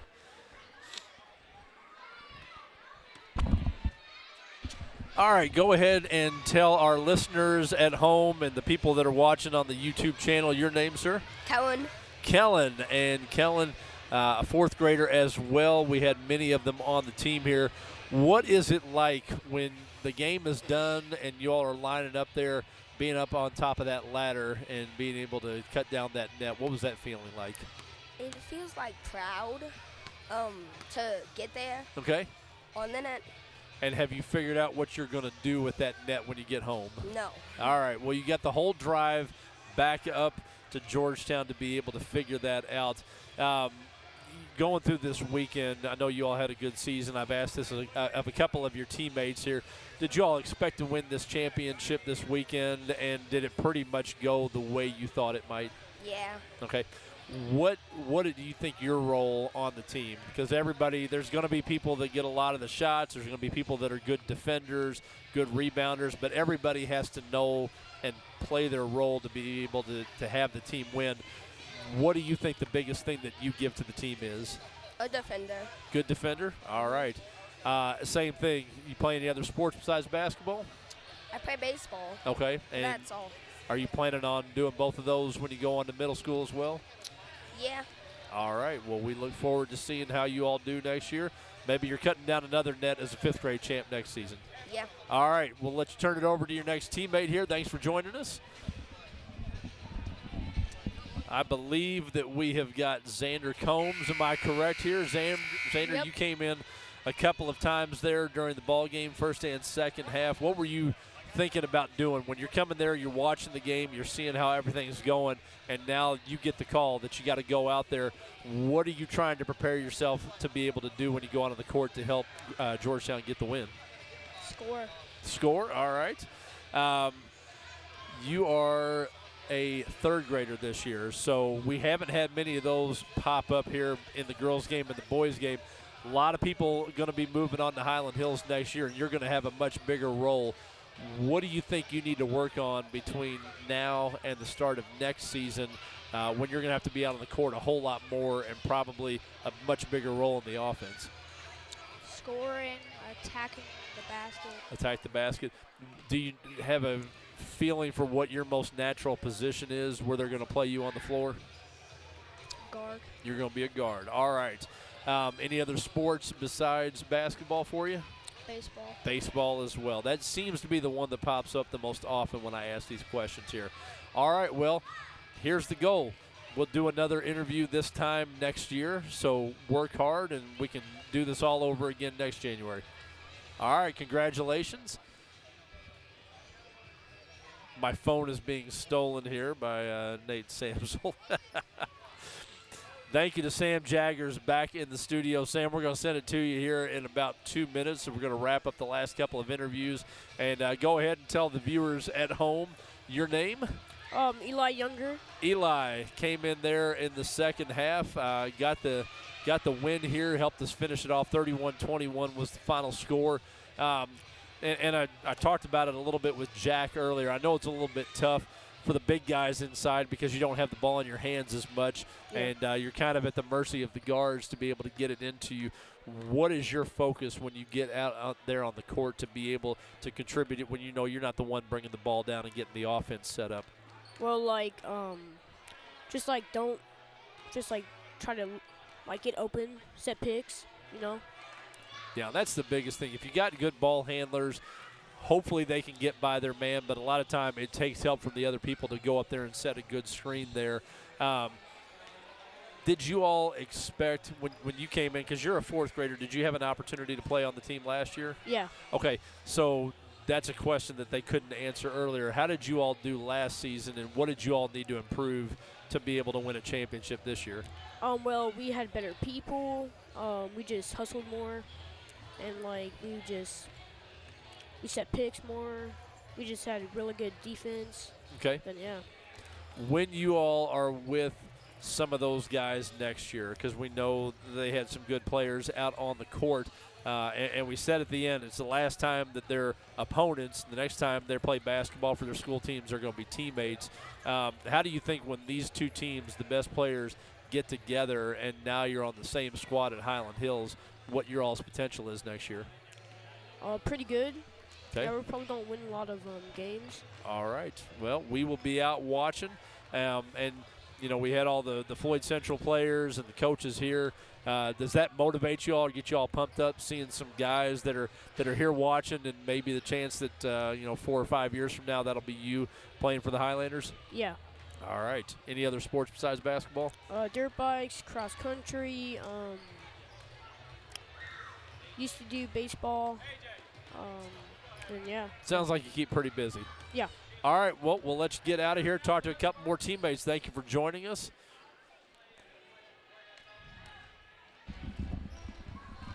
All right. Your name, sir? Tate. Tate Andrus got out there, and you lost the shoe at one point there. All right, I'm going to give you a tip the next time that happens. If the referee does not blow the whistle and they're playing 5-on-4, stay back here and call for the ball because now you're back behind everybody else. You can get an easy layup the next time, all right? How did that feel going out there in front of a big crowd like that? Had you ever been to the elementary championships before to see, like, the light show and the fog machine and the music and everything? What's that like the first time that you see this happening? I'm usually, like, nervous or something like that. Did it make you nervous at all, or was it? Maybe a little nervous. All right, but when you're back next year and you know what to expect, not so much, right? Yes. What do you think you need to work on now? Because you're going to be one of the 3 third graders that played on the championship team that are coming back next year. What do you need to work on between now and next season as a 4th grader so you all can have a chance to win a championship again? Ball handling. Okay. All right. You got any other sports that you do besides basketball? Football and baseball. Football and baseball. All right. Well, we are looking forward to seeing you play in the tournament again next year. Congratulations on the championship. All right, Tate Andrus here on the post-game show. We got a couple more interviews to do, so if you want to hand that to your next teammate. All right, your name, sir? Nash. Nash O'Neill, another one of the 3 third graders that played on the championship team, so I'll ask some of the same questions there. Next year, with all these 4th graders gone, you're going to have to play a lot more and have a bigger role. What do you know now after having played for a year that you're going to need to work on between now and next season so you all have another opportunity to championship? Dribbling. I'm not that good. That's it's the easiest thing. Even if you don't have a goal at home, which you may, but as long as you got a ball, you can be in your basement, in your garage, in the driveway working on that ball handling. That's the easiest thing to work on. It's the hardest, too, because it's just you out there by yourself. But you see the best players out here. You see Case and Barry for you all. You see Grant Moore, and a lot of what they do is being quick and having good ball handling, get to the basket. If you can work on that between now and then, it's going to make you one of the best players out there. Have you got a place picked out for your medal and for your piece of the net? Where's that going to go when you get home? That's going to go in I have a place for it, up on my wall. Gotcha. All right. Well, congratulations on the championship, and let's do this interview again next year. Thank you. All right. Nash O'Neill, we got one more that's going to step up here to conclude our interviews. Tell everybody at home your name, sir. Grayson Stanley. Grayson, and what grade are you this year? 4th. Okay. What was this feeling like to win a championship? I know they said that you all thought you all were going to be the best team out here, and you come into the tournament as the favorite. Was there any pressure on you all because you all were the favorite, or did you just know if you all played well, you were going to get the championship? Not really. Just it's like one of my first championships Okay. I went to. So, and I thought we were a really good team, so I thought we were going to make it and win it. And you all did there. What was that like when the clock ticked down to 0 and the championship is won? What did everybody do there on the sidelines to celebrate? Everybody was just jumping out and giving their teammates hugs and high-fiving, and like we were all like so happy. What was that feeling when you climbed up to the top of the ladder and got to take the scissors and cut down that net? Really good. I've never really got to touch like a part of like a basketball goal, like the net before. So it was really fun. All right. Well, congratulations on the championship, and good luck next year up at Highland Hills. Thank you. All right. That is going to take care. I don't know if Coach wants to come in, and we'll let Coach get in here real quick. Well, the kids semi-know what in the world is going on. Yeah. When I ask them, how did you do last year? Well, we didn't win. Not a lot of details there, but maybe you could talk about it. You got 9 or 10 fourth graders out there. How did they do last year, and what was the improvement that you all made to be able to get that championship this year? Last year's Grant Line team that we went up against in the championship, those guys were just outstanding. Yeah. I mean, I think you were here for that game. We had a really good group at Georgetown. We just had a hump we couldn't get over, and so this year they progressed. They were ready. That's what it was. They spent time in the off season getting ready, and they went out there knowing what to do when they got here. I didn't have to start from scratch, right? Yeah. So that's with having all the fourth graders this year. The third graders last year, Case and Barry and Eli Younger were the only two we had. So we brought those back. When Jack Reed was the manager, we brought those back. Jack ended up starting this year. Did fantastic. Case and Barry is just a stud. That kid went out there. He can hit from anywhere on the floor, take anyone to the basket, and plays excellent defense. And that's the thing we talked about when we looked at the Mingus kid and Hicks for the girls' game. Yep. And also Grant Moore.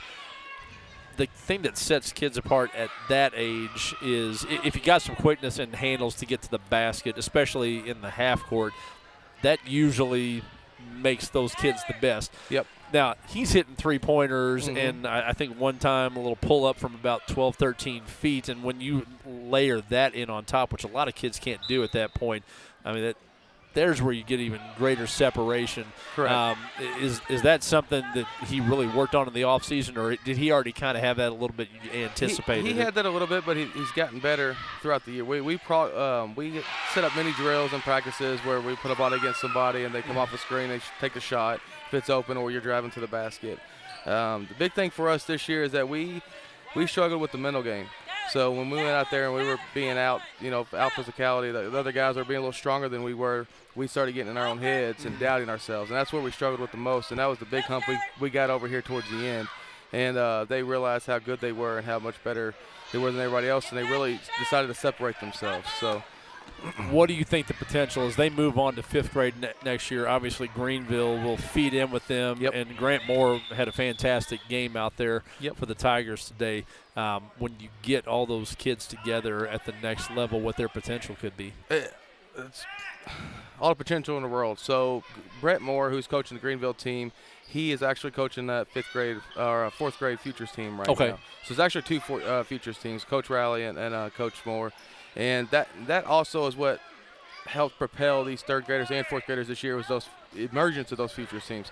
We didn't really have those last year or the year before. So this is my sixth season coaching Georgetown. And I coached my son the first 2 years, and we started a futures team during those 2 years, but they kind of faded away a little bit. But then all of a sudden they started to get more popular and get more school support. Yeah. And because you got to kind of get them early in every sport now. If you don't get them into something when they can walk, then you're kind of behind. And that really helped me as a coach in the offseason, not have to necessarily coach X's and O's, and from scratch I could actually kind of go more in depth, with it, because they basically already knew the fundamentals. I mean, I've had teams that they don't know how to dribble the ball before. We have all been there. All right, well, congratulations on the championship. Appreciate it. We enjoyed it. Really liked the effort all the way through, and the fact that we got some contributions. I think you had 5 guys in the scoring column today, and that's not always the case in some of these where it winds up being one kid having to do everything. So we ran a 1-4 high offense this year. Kind of separates the as long as somebody's on the elbow in the wing, somebody's got a driving lane. So we like to rotate the ball up the court, keep the defense on their toes, and kind of hit them in their chops. So. All right. Well, congratulations on the championship, and thanks for stepping in here today. Yeah, thank you. All right. Well, that is going to wrap things up. Literally, Nate's off to my side trying to get everything packed up so we can get this all put back over to WNAS. Again, I think we've gone through and given our thank yous to everybody that helped us out with the girls' game, and we swapped out most of our crew for the boys' game here today, and to everyone back in the studios as well. 31-21 is the final score in the boys' championship game, as Georgetown going to get the victory over Greenville. My thanks to Sam and Isabella back there for being patient. They've got the rest of their shift to finish off, and we kind of bled over. We had an injury situation in one of the semifinal games to kind of set everything back on this court. So we apologize for the late start, but we thank everybody that was listening on the FM station and everybody that tuned in live on the YouTube, or if you're watching us on tape delay at a later date. We hope you enjoyed this production. Thank you all for tuning in. Everybody have a great rest of your weekend. Talk to you later.